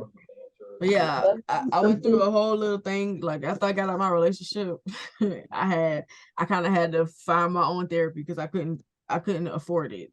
So I went I went to books. I read a lot of books about love and figured things out, watched some, videos here and there, read some articles, and I just kind of figured things out to kind of build myself back up after that relationship. Something that I've never had to do. You said what did I discover from all of that? One of the things I feel like I realized a lot of things, and some things I didn't realize until certain things happened. For one, I realized that I had, not necessarily that I have commitment issues. I can commit to somebody and I can be in a relationship with somebody in long term, but I have a fear of getting stuck, like getting married to the wrong person and not being able to get out of that situation. Because I'm a runner. I'm not even gonna lie. Me too.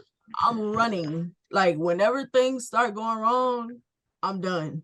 I don't like out of there. I don't like to fight with somebody that I love. I don't like to fight with people that I love and to have disagreements and stuff. So I'm a runner, and I realize that's what I do whenever things aren't healthy. And I'm not going to say that I do it prematurely. Like it builds up for a while before I do it, but that's how I am. Like if it's not right and I have a conversation with you and you don't want to do nothing to fix it, okay, I'm done. Like I'm gone.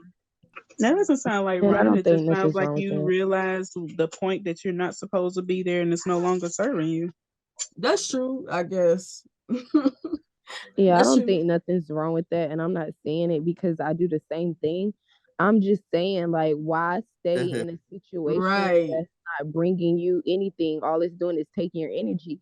I don't have to tell you, I don't have to explain it to you. Like, I could just leave. I'm not obligated to say anything, to go out my way or anything. And once I realized that, that's when I started moving differently.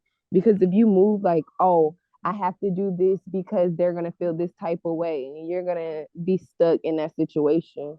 So I feel like, shoot, in certain situations, it's better to flee. Like, you have to sometimes with some people. Y'all made me think, do people really be in it for love then? Relationships? Yeah, I'll be in relationships for love. But I don't feel like You think most people be in it for love? I ain't saying most people. I'm speaking for me. I get in relationships for love and companionship because I'm a self-sufficient person. I can be by myself and be happy. I don't really need to be with nobody. So if I'm going to be with somebody, it's for love and companionship. Like just to be an extension of the love I already got for myself and for you to add to what I already got. Like I'm not incomplete. I'm not looking for nobody to complete me. I'm not looking for nobody to save me. That's why I don't get into situations. I'm very careful about what I do. I don't get into situations with people I know got feelings for me and I know I don't like them like that. That's not how I've never been like that. I always get into like relationships for love, somebody to share what I've already found within myself, basically. Right. Yeah. And there's a thin line between, like you said earlier, with running and actually leaving something that's not good for you. Like you have to know the difference, but it is a very fine line because you have those that are leaving prematurely over what could be considered something simple, but because they didn't want to sit down, do the work, or think about it, or look at a different perspective about it, they leave and then realize, damn, I didn't have to leave. I shouldn't have left. I could have went about it this way. And it's like, well, it's too late now for some people. And then you have those that overstay their mental and physical and emotional welcome, where it's like you should have left a long time ago. You should have looked at the signs and left a long time ago. But I do agree 100%. Love, it should be like the bare minimum of the relationship, but it shouldn't be the sole reason to be with somebody or to get in a relationship with somebody or to stay with somebody. There's love, there's respect, there's communication, there's understanding, there's financial situations, there's hardships, there's there's so much more into it than love that goes in a relationship. And I do feel if you get into a relationship, it should not be when you're looking for help, when you're in desperate need, because you should be going to get help in some kind of other way, but not needing help and getting in a full-blown relationship. You can have friends for that. If you can pay for it, you can get therapy for that. If you have parents, good parents, you can go to your parents for that. You can find a mentor. You can go somewhere for that. Yeah. Instead of jumping into a relationship and messing somebody else up emotionally. You should be solid in yourself, secure with yourself. You not saying you're gonna be perfect, not saying you're gonna get everything right, not saying that you're gonna be 100%, knowing your emotions. Like, we all mess up, we're human, most of us, but you should be secure enough in yourself, and whatever somebody else brings in would be an addition to what you have for yourself. It should not be, oh, well, I got this, they got that. No, it should be an addition. So if they leave, you still have everything that you had when you came into a relationship. And so much we end up leaving stuff with way less than what we went into it with. That's not how it should be. Mm-hmm. And I do think a lot of people get, like you said, they get in relationships because they need help. And they get with these people and they make them feel like they love them and they want to be with them in the long term, when really they just using you to get to the next step. They come up. Yeah, like they use you as a come up, and that's on both sides. I feel like men and women do it. Like, right. And I just think that it's wrong to do that. And I know, like I said, I've always been aware of. Y'all seen that love out of love what? love at the lockup. Yeah, like I've always been able to identify if somebody was going to be obsessive or not, or whatever, in relationships with me. I don't get with people like that, because I'm not the person who can be with somebody who has the anxious attachment style, because like I say, I like being by myself, and you gonna feel like I don't want to be with you, but that's not really what it is. Like, yeah, I like spending quality time too if I really like you, but at the same time, I need space because I get drained a lot from being around people a lot of the times. It doesn't have nothing to do with you. It's just I need to recharge. And I'm like I said, I'm self-sufficient. I'm not coming to you to recharge. I think I gotta do that myself. I realized like the day where y'all was like quality time. Right. Love language. I realized that even with that being said, that I always gotta have my own little hut that I can go to. Right. Just to kick back for myself, that I don't want my wife to see me in that element necessarily. Right. Because just because you like quality time don't mean that you don't need your own space. Yeah, I need my own space where I can recharge at and just be naked and just be doing stuff I ain't really want her to see me doing, digging in my, my balls, just walking around, just being a big old, being human, basically. Yeah, but I want to keep a certain mystique around her. You feel me? Yeah, you don't want to show everything. You can be in one room. Yeah, you can be in one room. And I really agree. I feel like people deserve spaces where they can be human. And I be coming back home like I've been working all day, but I've been I just watching movies and smoking and drooling. And this is why I advise that if you are getting married, or if you are not getting married, getting married, or you living with a partner, please have y'all own rooms. Like, I'm so desperately right now looking for a 5-bedroom house because we got all these damn kids, and I want my own room. Yeah, I think having your own space is important. I think people, I don't know, like we do when you get in relationships, you do get attached to a point where you become codependent and that person can't have their own space. You feel some type of way when they don't want to be up under you, and it's not even nothing about you. It's just, they want their own space. I'm not even opposed and stuff like that to a woman having her little she shed or her little she cave, whatever you want to call it, and a man having his man cave and whatever you want to call it. Like, man, I ain't like, if I like you and I'm with you, yeah, I want to spend time with you, but hey, you can go in the other room for an hour or two, 3 hours or something. While I can be around here doing whatever I want to do. Like, nobody wants to be around their person all damn day. I remember one time, Brent, man, I had it good. Me and this chick, we was together, and she had a spot, and I was staying with her, and then I got my own apartment like 7 miles away, but it seemed far because it went through the woods. Man, that shit was so lovely because then, like, I got my spot, she got her spot. Sometimes she come to my house, sometimes I come to her house. Sometimes we don't fuck with each other at all. You know what I mean? It used to be so good. Yeah. Then sometimes get her house how it was before I got my spot. You know what I'm saying? Damien, when you a dude and you give your girl or something like that who you claiming publicly, you give them a key, they come over to your house. Like women love to come over to these dudes' house, just get in his bed and wear his shit and all that type of stuff. Yep. For so, real. I mean, yeah. So I get it. I mean, everybody being married and having me a little condo or a little compound where I'm doing my podcast at. My homies there shooting pool. We got the dirt bikes out there outside, and she just know not to come there. You know, she just know not to come there. Like, don't come there. People right, like I ain't can't know about it, but you know not to come there unless I bring you there in my car. Don't come there. In my opinion, a duplex is a dream home. You said a duplex? I really am. I get my own house, and I always. I was about to say that I'm really for me just having my own place and you having your own place. I'm cool with that. Even that. I'm gonna have down for that shit. I'm down for that shit. Old compound with rooms in it and like basketball court. I'm talking about rooms. I'm talking about garage. That's studio. What I want to. Compounds, this the man cave. You know, away from my house. I got one at my house, but I can go away from my house and get reckless. You know what I'm saying? I can have the niggas over here.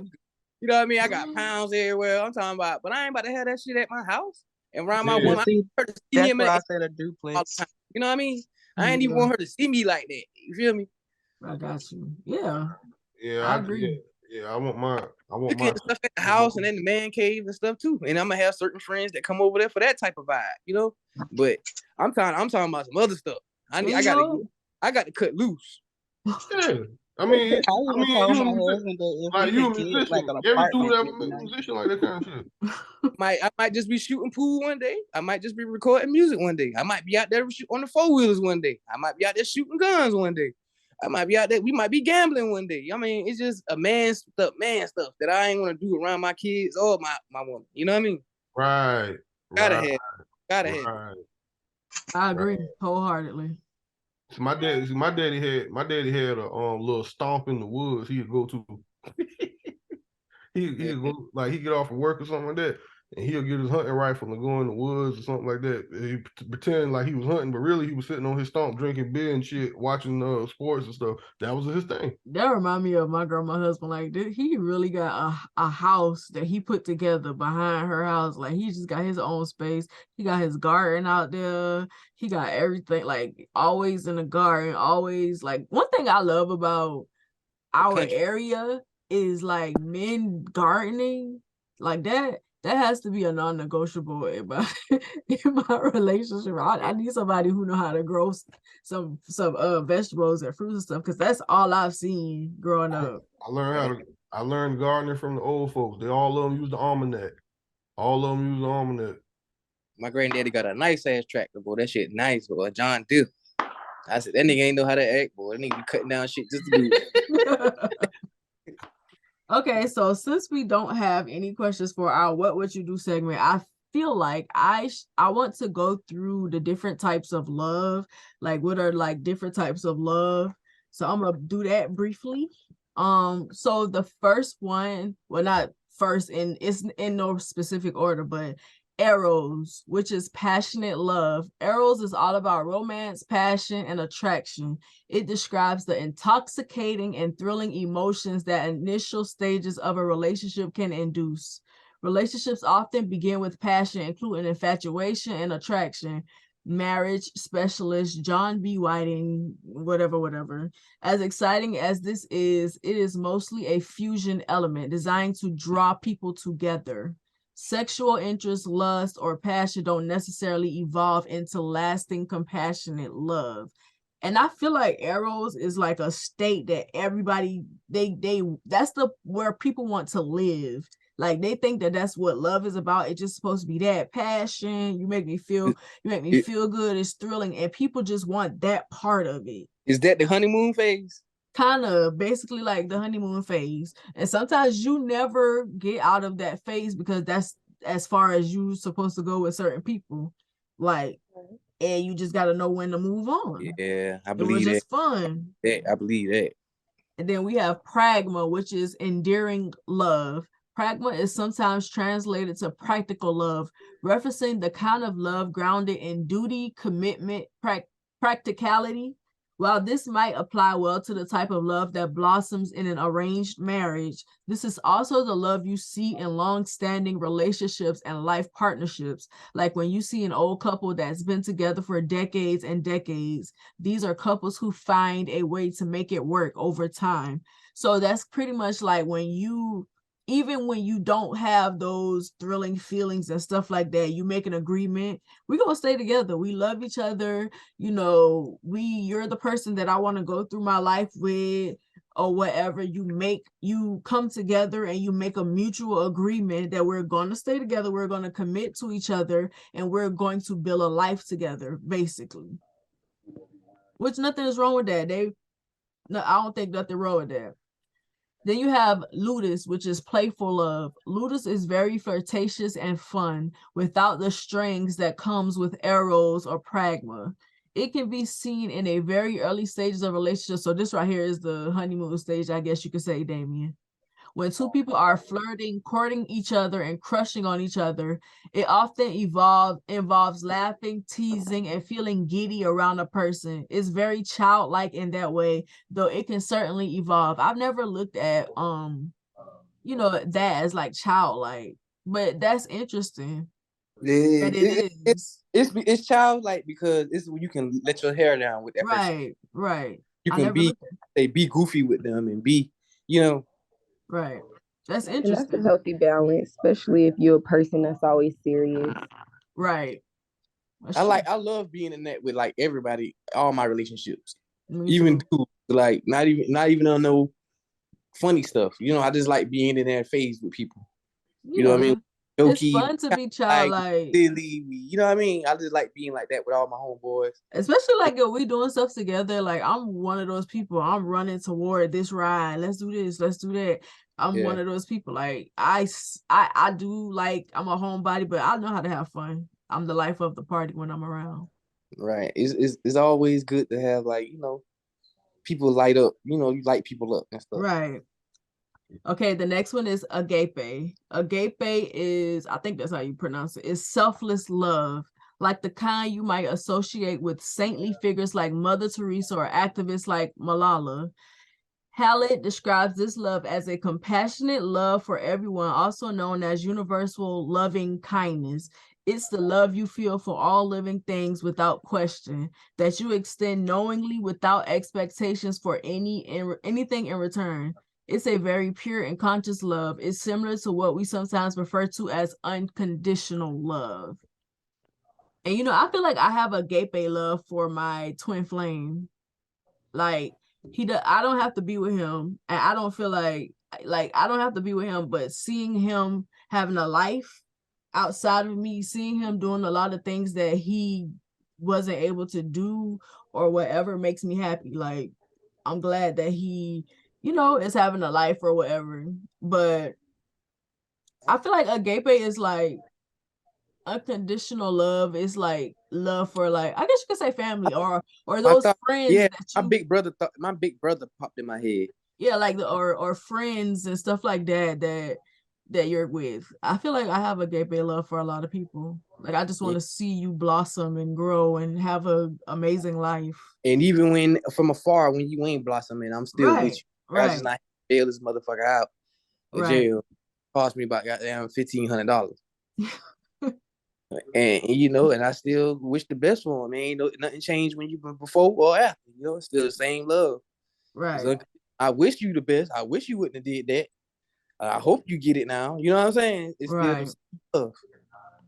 But I love you still. Like even though love. Right. So the next is go ahead. I was gonna say if you would have gave me $1,500, it's the same love. Right. So the next one is philia, deep friendship. Philia is the love that develops over a deep, long-lasting friendship. It's platonic, but nevertheless, you feel very close to those you have philia toward and can confide in them, trust them, and respect them on a very personal level. And according to Hallett, these friendships can be just as impactful as romantic relationships. People may be surprised by the depth of pain and loss related to a long-standing friendship. She says, often the loss or breakup of a friendship is as painful and challenging as a loss of a romantic relationship. To me, it's worse. To me, losing a friend is worse. That's crazy, man. That's crazy. So hard. You know what I just thought about at first when you was explaining it? I thought I was thinking about my homeboy, one of my homeboys. But then as you kept going, I thought about, like, what if you in a relationship that started off as a friendship, but then went to romantic phase. But before y'all was romantic, y'all was like really legitimately friends first. And then y'all break up and then you lose the friendship and the romantic side. That's hurt. Them the ones that they really hurt deep. Like, yeah. Cause you lost both. You lost, you know what I'm saying? Like I told Van, she like, you ain't getting rid of me, girl. That's the philia. I don't care. You gonna have to do a lot for me to just be like, oh, I don't want to mess with her no more. Bro, I don't know anything that could be done for me to want to not be friends with her or her to be like, well, I don't think this is, serving us anymore. Bitch, what? Right. It was funny because we was going back and forth. She trying to describe things that she could do to make me not like her. I'm like, bruh, you not going nowhere. As soon as I finished texting, I was like, you know what? Never mind. Like, people like that important, and it do hurt if it ends. Okay, the next one is Fallacia. I'm hoping I'm pronouncing these things right. That sounds like fellatio, you think? Not fellatio. Fallacia has actually been having a bit of a moment lately, and rightly so. This love is all about self-love and self-compassion. It may seem obvious, but the relationship we have with ourselves is very important, and yes, it needs to be nurtured. Fallacia is important for our own confidence and self-esteem, and it will also influence how we interact with the world. More love of self equals more love to offer. You can't pour from an empty cup after all, which we talked about that earlier. Like, you definitely have to nurture yourself. That's what I said. When people, like, for instance, me and Damien with our illnesses, it's important to nurture yourself. If you're somebody, I mean, anybody, but like when you have a person that has illnesses, like, because I spend a lot of time hating sickle cell, like, hating this disease and not liking it, and it didn't start to change until I was like, I built a bond with it. That sounds crazy, but it's kind of like building a bond with your body, like telling my body that I don't hate it for making me sick, and being understanding and realizing that this body, yeah, I have a disease or whatever, but this is my vessel. Without it, I wouldn't be able to be here. So even though I have hard times with it, I still nurture it. I still affirmations. I still talk to it. Create. I do it in a creative way sometimes too.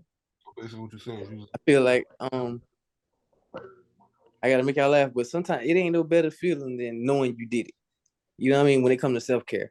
It's no better feeling than knowing you did it, whether it's brushing it. Better feeling than knowing you did it, putting on fresh underwear, taking a good shower. Whatever situation comes, it's no better feeling than knowing you did it. Taking your medicine on time.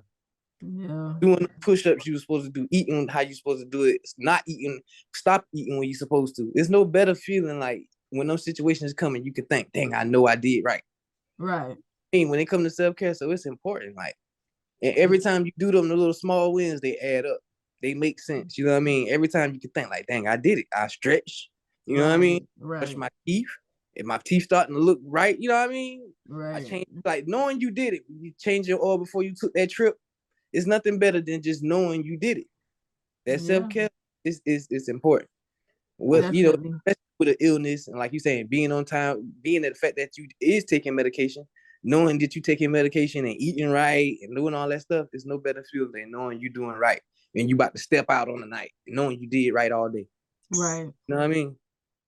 Nah, see, the Boonie, say the word one more time. No, I'm serious. Like, I can't pronounce it. Fallacia. Yeah, there you go. My country ass can't pronounce that shit. But anyway, I think But like that's where I'm at and stuff like that in my particular life, and I like where I'm going and stuff. Like I finally got back in tune and stuff like that with the artistry side of me and stuff like that, like my plants. Like, man, I can't wait to show y'all my plant collection. As far as the topic, to me personally, it's so hard to do self-care because kids mainly. Right. I'm more focused on making sure they're okay. And it never fails. It always seems like when I start trying to do something for myself, take care of myself, something is going to get neglected. Like there's no way around it. Something or someone is going to get neglected. Either the house is not going to get cleaned, or the kids ain't going to get as much of attention as they want that day, or something's not going to get done. Like, for me, I have no actual balance right now. So there's absolutely no way for me to do self care without neglecting something else.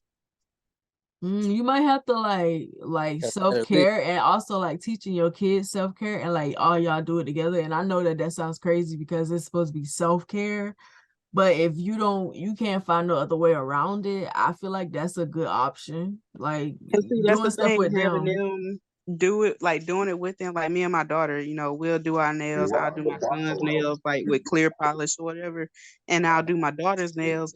But that still requires me to do stuff and help them with Right. it. So I it's know. not really helping me, because then at that point it's like I don't even want to do it for myself no more. Now I'm just doing it for them because now I'm tired. I don't want to do it no more. Like, I'm tired. I'm drained. I still got to keep the house clean, still got to feed, still got to cook, still got to do everything else. And then by that time, it's like, all right, you got time for yourself. Like, okay, I want to sleep and watch TV now. I just want to eat and watch TV. You need a day where you could just do that. Right. Just neglect everything. It's cool. It don't have to get done. Just one day is about you. I ain't want to do this. Don't do it. And see, I've tried that. That's the thing. It still stresses me out because that one day that I take to do stuff for myself means that everything is just piling up twice as more the next day when I could have got it done today. So it's not as bad on me tomorrow. Like there's rarely ever a day where I need a don't have weekend. something to do. Hey, I need a Van, what? You need a weekend. Van, did you ever see that clip of Michelle Obama when she was talking about marriage? Yeah, I saw it. Do you agree with what she said? I didn't see. Yep, I did. 100%.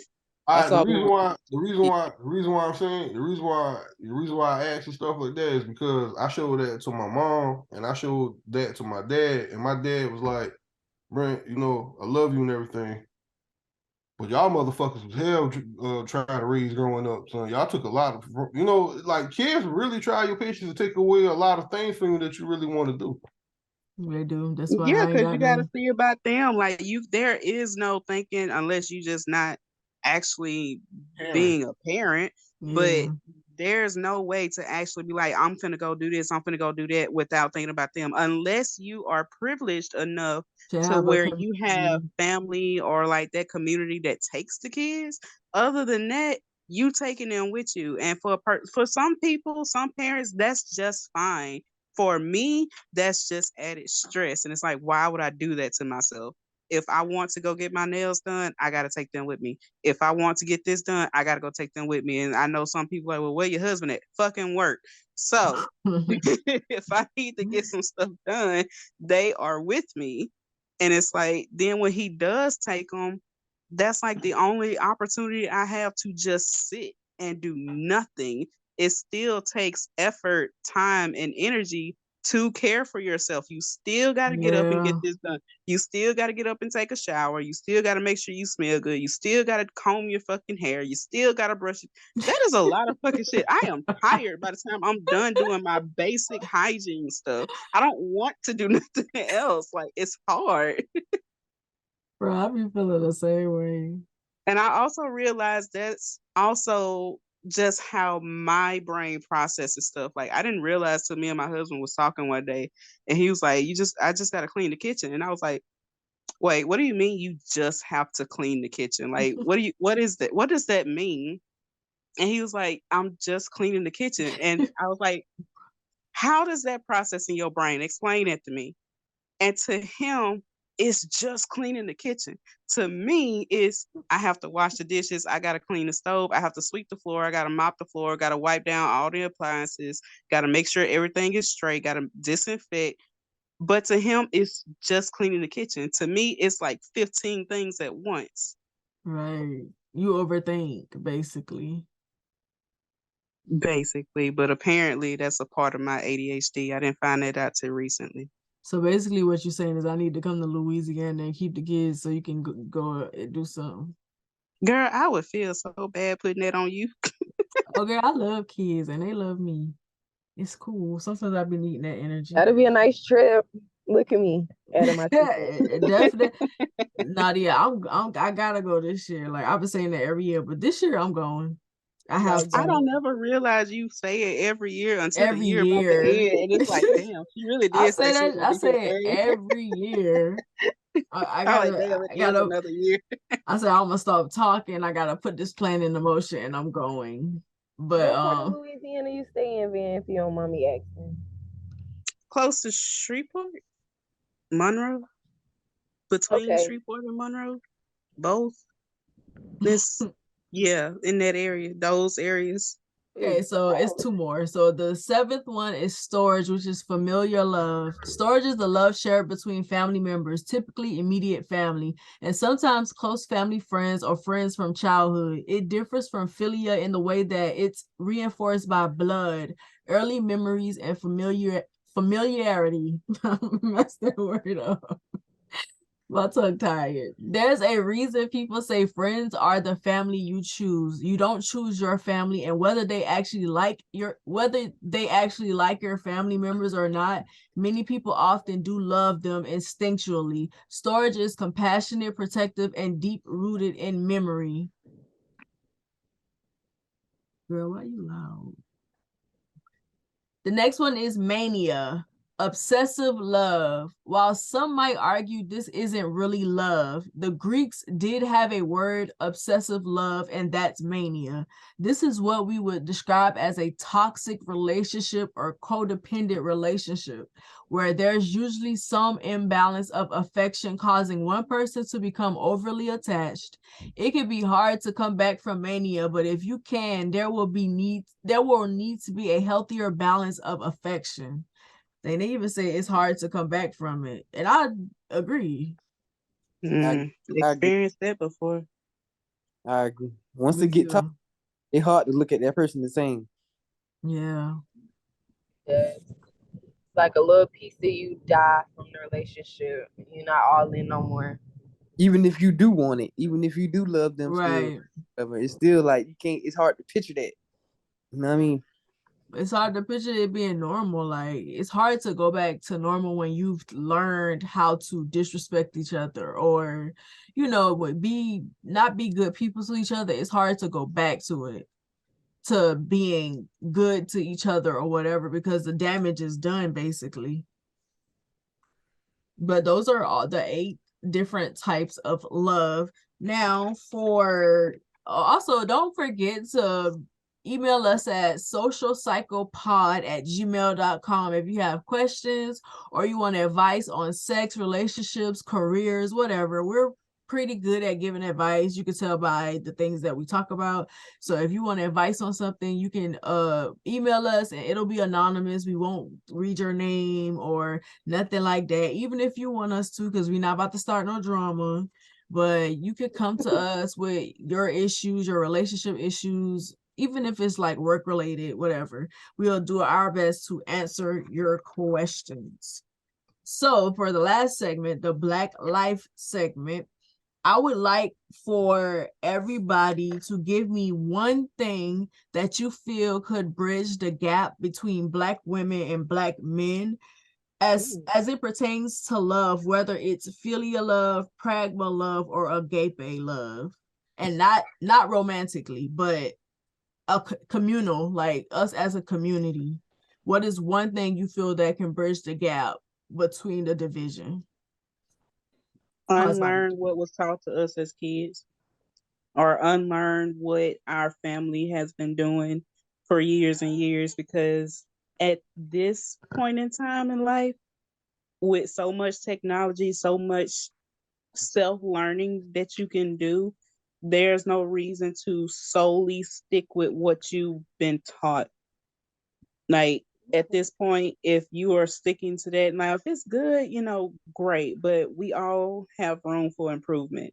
But there's no reason that you should be sticking to every word and action that was taught to you by your parents or grandparents, especially if you know for a fact it did not do you any justice. If you know for a fact that as a child you didn't enjoy this or enjoy that, you didn't like the way this was done, even if you understand it, if you understand where your parents or grandparents are coming from, great, but that means you need to find another way to go about it, because you don't want your kids or your friends or whatever going around and it's like, oh, you'll get it when you older. No, get it now. Help them to get it now. Right. And I feel like if we put more effort into unlearning and learning more, we would be fine. And that comes with listening to each other. Okay, Yep. Damien. Okay. I feel like listening to each other, like giving each other the floor. And I feel like even with that being said, sometimes it does get a little bit stagnant. Sometimes when you, even after you do let each other vent sometimes, but I feel like we still got to be creative. And that's what I feel like that one you was explaining earlier about the childlike being giddish with each other and stuff like that. I feel like we got to be like that too. Giving each other the room to be like that, and just the opportunity to speak both ways. Men giving women the chance to speak and be heard and be instrumental in making decisions and stuff like that, and just having that childlike aura with each other. That right, good vibes. Nadia. Okay. I would say I agree. First, I want to say I do agree with what everyone said. And I think us taking ego out of the equation and also finding healthy ways to hold each other accountable. I'm not saying, coming at each other with all the cursing and yelling. Like, Yeah, actually take time to sort out your emotions before you talk to somebody. And I'm very big on that. Like, I feel like nobody can have a healthy or an adult conversation when your anger is high, like when your emotions are high. Because to me, you're not thinking clearly. Like, you need time to basically sit back and self-reflect. So I would say take ego out of it. Also take emotion out of it, because a lot of times, we hold stuff so dear and close to our heart. Like, I'll give a small example. So I had this one friend, a very great friend, and there was an incident where I felt like, she did something that was weird to me, and I never spoke on it. It was just something that, I took note of, and I was just like, okay, maybe she's not exactly what I think she is. And me doing that, I started to move off of those emotions, and try to like place her in this category that she didn't even fit in. Right, So, and when I finally did talk to her about it, what I saw wasn't what it was. right, So I would say definitely take emotions out of everything. Learn how to communicate effectively and positively, because that matters. That matters what type of reaction you're going to get, if the person is going to be willing to listen to you, to see your side. And yeah, take your ego out of it. Everything isn't about you. Um, Sometimes people are going through things and they just don't feel comfortable communicating that with you. That has nothing to do with you or your character. So yeah, I feel like once we're able to overcome that, then we'll be able to make a positive step towards breaking some of these generational curses. right, Because if we don't stop it, then let me say it like this: it starts with us. If we don't make those necessary steps now, the generation up underneath us is going to have a hard time as well. right, Somebody has to start it. I feel like I agree. You saying we got to be with each other instead of at each other. right. Exactly. On the same side. Like them Yes, emotions, we always. human, so we gonna have them same emotions because we got them same struggles. So we gotta know how to direct them emotions instead of being at each other. Just be more with each other and hear each other. Right. Exactly. Instead of like, oh, you cut off. No, you don't have to cut that person off fully. You feel me? You recognize who that person is. You help them recognize that if they're not able to, and you move on from that. Self-reflect. Yeah. Right. Brent, what about you?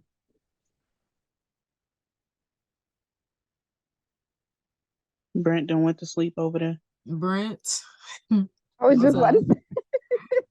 Nah, I didn't go to sleep. I was struggling with my mute button. I agree with everything everybody said, man. People got to get the anger out of their hearts before they can just, start to have these type of conversations with things. Everything is not a personal attack. People just want to, it's sad and stuff with that we've gotten to the point where we have to point the finger at this person and say, you did this, you did that. No, let's have an open and honest conversation. Like on our podcast, Boonie's podcast, we try our best and stuff with that, just to have a conversation with each other without getting into arguing and the fussing and stuff, because I understand that's what a lot of other people see, but man, I'm just tired of seeing people and stuff just angry and hateful and stuff like that with each other all the time. That shit getting old. Shit, it's getting old. But I agree with everybody, man. I agree with everybody. Okay, so I feel like I agree with everything that everybody said. I feel like we have to stop being defensive. Sometimes when a person is telling you how they feel or like about their experiences, it's not for you to come at them with, well, this is what happens to this and this is what happened to that. Allow that person to speak. Sometimes people aren't attacking you all the time when they're talking about their experiences. They're really just trying to get you to understand what they've gone through and the change that they want to see. It's not an attack. Everything that a person say is not an attack on you. It's not about you a lot of times. So just stop being defensive and stop taking everything personal and actually listen to what people have to say.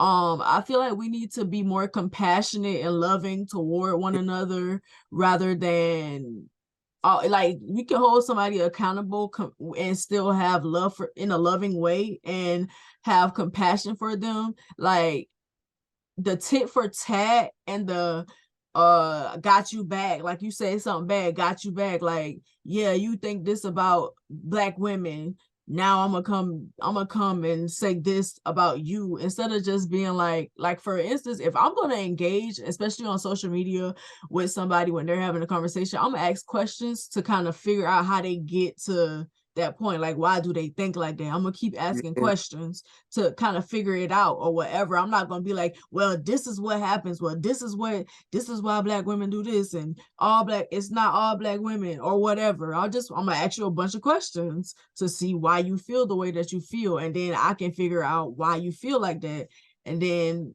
give you a different perspective. But I feel like we argue with each other too much, especially in public. I'm sick of seeing the public arguing on social media. We going back and forth with each other in the comments, on podcasts, because y'all, that's what people expected to see here, but that's not what it is. Like, I'm sick of seeing all of these platforms where it's just Black women and Black men arguing back and forth. Like, we need to have healthy dialogue and hear each other out and meet each other with compassion and love. And also, even if a person is in their feelings, like we were saying, the anger, even if somebody is angry, just hear them. Hold your tongue sometimes and let them just get that out. Yeah. Right. You don't always have to.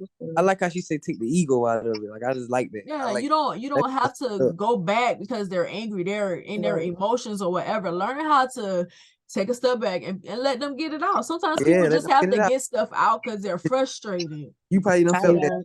And in this relationship, my husband would used to do that, and it didn't take me too long to realize, like, sometimes you might have to get mad. He would go off and I would just get quiet and just listen and I wouldn't say, or I would just like stop because I realized, you know what, this not going nowhere. Just shut up and listen. Right. And I would listen, and in my head I'd be like, that's not right, that's not what I said, that's not how that came out, that's not what I was doing, but just listen, wouldn't say nothing. And then Yep. of course later on he come back like, okay, so I was thinking. I'm like, yeah, Right. Right. that's Y'all know all how that many times he I done just act needed to mad let with it out. somebody? I'd get mad with them if I got to sometimes, you know? Yeah, I bro. had it Hey, bad you with fucking matching with you, bro. energy, and I I do feel realized you. that's not how you do it. That's I be not the right way there to with go. I You be said like, bro, what? feel Man, you, you bro. said They what? is fucking with you, bro. Yeah, bro. For real, they fucking with you, bro. Like, you know what I mean? Fuck them, Yeah, bro. like sometimes people just need an outlet, and you have to Yeah. realize that it's not always an attack on you per se. There's always a root of a problem. Sometimes people just be having stuff holding, Yeah. and I know on social media y'all feel comfortable letting that stuff out, but like I'm sick of being in the comments and somebody describing the things that they went through and y'all just attacking them. Maybe if you didn't do this, you didn't do that. You don't even know this person. Why are you attacking them? And if you're too angry to listen or to meet them with compassion, don't say nothing. Especially if you're on social Right. media, scroll past it. If it bothers you, Exactly. if it bothers you to the point that you want to be mean, That's scroll, right. keep going. All right. If you ain't Don't got even nothing else, Right. engage. say nothing. I also feel like we need to practice conflict resolution skills. We don't have them. We don't have conflict resolution skills. We just talk about the problem, talk about the problem, talk about the problem. This the problem, that the problem. We don't ever have a solution for how we can solve the problem. And then with people who do have solutions, y'all don't want to hear it. Right. They Because you don't don't Those want be agree the with it. ones who just want to complain, not even just Right. complain. Well, yeah, not vent, but they just want Want to to complain. complain, but they don't want solutions because we've had that happen where we've given people advice because it seems like they having the same issue. It's just a different body or different situation, but it's the same thing that seems to be the root of the problem. And we tell them like, all right, well, maybe if you do this next time, or maybe if you go about it this way, and they completely disregard that, and it just keeps happening. It's like at this Yeah. point, you just want to complain without changing anything. You just want to say something to make it seem like the world is against you when it's That like it's victim you mentality. against you. Right. Some people love being the victim. And also you gotta know when that's happening. they And like stop to engaging those type of people. Yeah. that's that trauma And a lot bonding of that we people been talked about. built off of survival. That's another difference that we have. Yeah. People that's built off survival and the people that grew up off of love. So, Right. you know, And see, people, I always had that conversation. I feel like it should be a balance because I've seen that post like where they ask, do you think a person raised on survival can be with a person that was raised on love? And I'm like, why can't there Yeah. be a balance as far as the next generation coming up? Like we need to teach a balance of love and survival And because you survival. need both. right. Like I was raised on both. I know Same. love and I know survival. And it's like I feel like I see everything. I see both sides. I see the Same. entire picture. Whereas you got people raised on survival, they only see this side, which is usually the negative side. And people raised on love, they see the good The good side and it side. gets them in trouble because they don't know what they're supposed to be looking for. And it's like, just Right. have a balance, teach a balance, learn the balance. It's difficult, yes, but that's where the unlearning comes in. You Right. have to put in that work, but it's all work. We all have work to put in. Exactly, but that's the difference. They have to want to do the work. Like you have to want to come in your community and actually make a difference instead of, you That's know, true. just comment on conflicts like Boonie said, like take action. You don't like something, you don't agree with something, speak up about it. You don't have to say it with your chest. You can say it in ways that they can understand.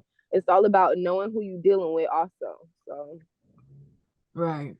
you And just gotta want when it. I get negative comments on my social media, I do not go back and forth with them like that. I'll be like they'll say something and I'll be like, okay, like this is whatever. This is how it is. I'm not about to, oh, you just mad because of this, you just mad because of that. or you this, you or tear them apart. Like ain't nothing you can say to make me feel bad about myself. Right. If anything, all you about to do is I'm gonna be that mirror, and you gonna see that the reason why you coming at me like that is because you got issues, and you need to figure that out. And I'm gonna say that. If that's all you see when you're in a space, and even on social media, if all you see is negativity, at some point you have to look at yourself and be like, well, dang, because social media, you can curate your social media, you can create what you want to see, and all you see is drama. Is because you like drama. It's some people post this negative stuff if you pay attention. Yeah, it's because you like drama. Yeah, I had to learn that the hard way, because I had on my Facebook page, I was only seeing like a certain type of people, and I had to tell my mom the same thing, because she would be like, women doing this or men doing that, and I'm like, no, you are only friends on social media with people around your city, so of course that's all you're gonna see is that, because that's what that city is known for.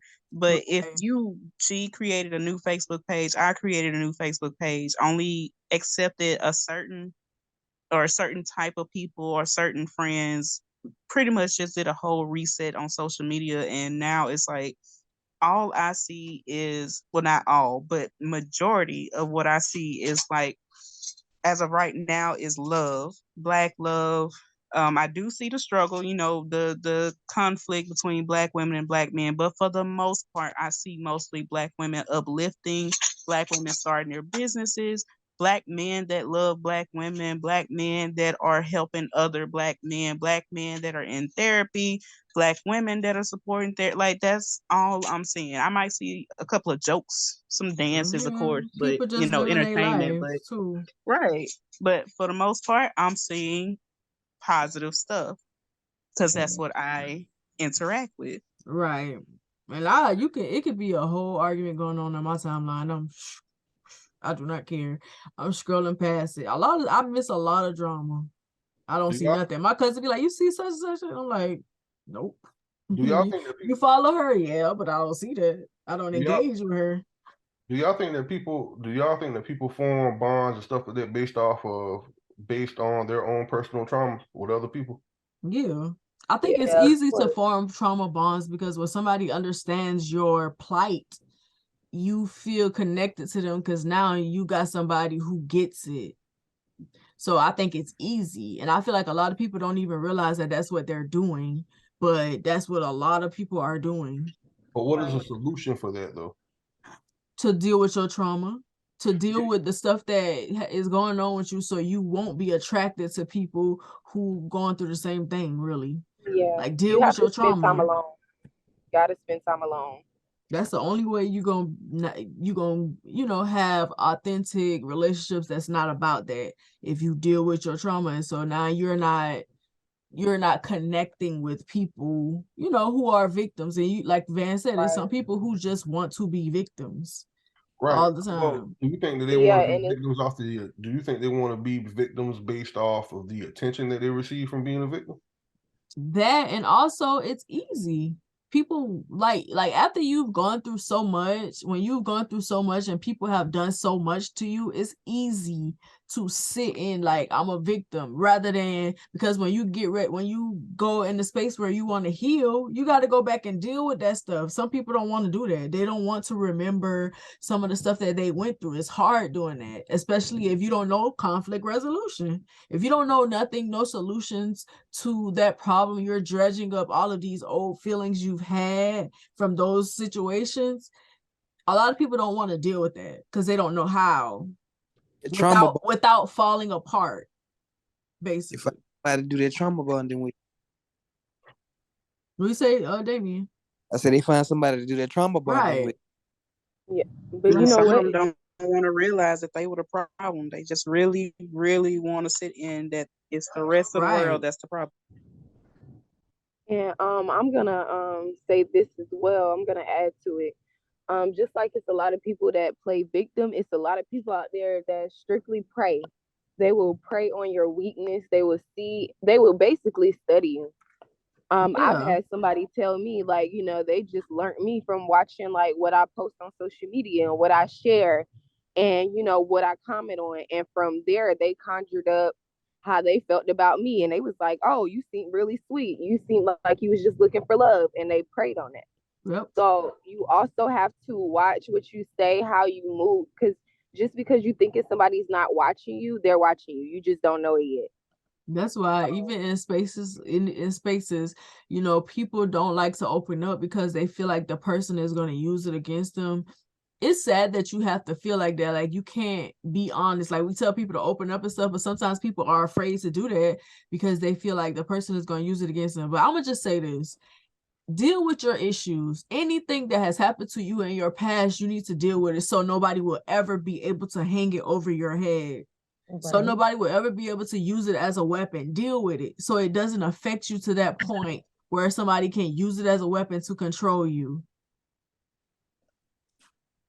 That's basically it. Like, deal with your issues. Stop running from yourself. Stop running from your trauma and your past and stuff. I know that it's hard and it's scary and you feel like you're gonna fall apart if you do it, but you're not. We're built to go through things like that and bounce back. You just gotta trust that you can do that. You gotta trust yourself. And if nobody has anything else to add, with that being said, thank you guys for sharing your stories and sharing your heart, your experiences, and being willing to come on this platform and be a voice for people who may not feel like they can come out and talk about certain things, because we want to create a safe space for people. That's why we got our inboxes open. Even if y'all want answers to questions that y'all don't even want us to talk about online, we can do it behind the scenes or whatever. If you need help, it ain't really about, you know, putting people's stuff on Front Street. Like, you can come for advice, you can come to talk, whatever it is that you want to do, but also be mindful that we are humans too and we are going through things, and you need to ask first if this is safe, if we're capable of giving that energy. But our email is open for that as well. But thank you guys for tuning in. And we want you to join the conversation. Like, get down in the comments on YouTube or wherever you're watching this and let us know how you feel about the stuff that we've talked about and what you think, and tell us some of your experiences if you don't mind doing that. But thank you for watching. We'll see you on the next episode. Bye guys. See you soon. See you later.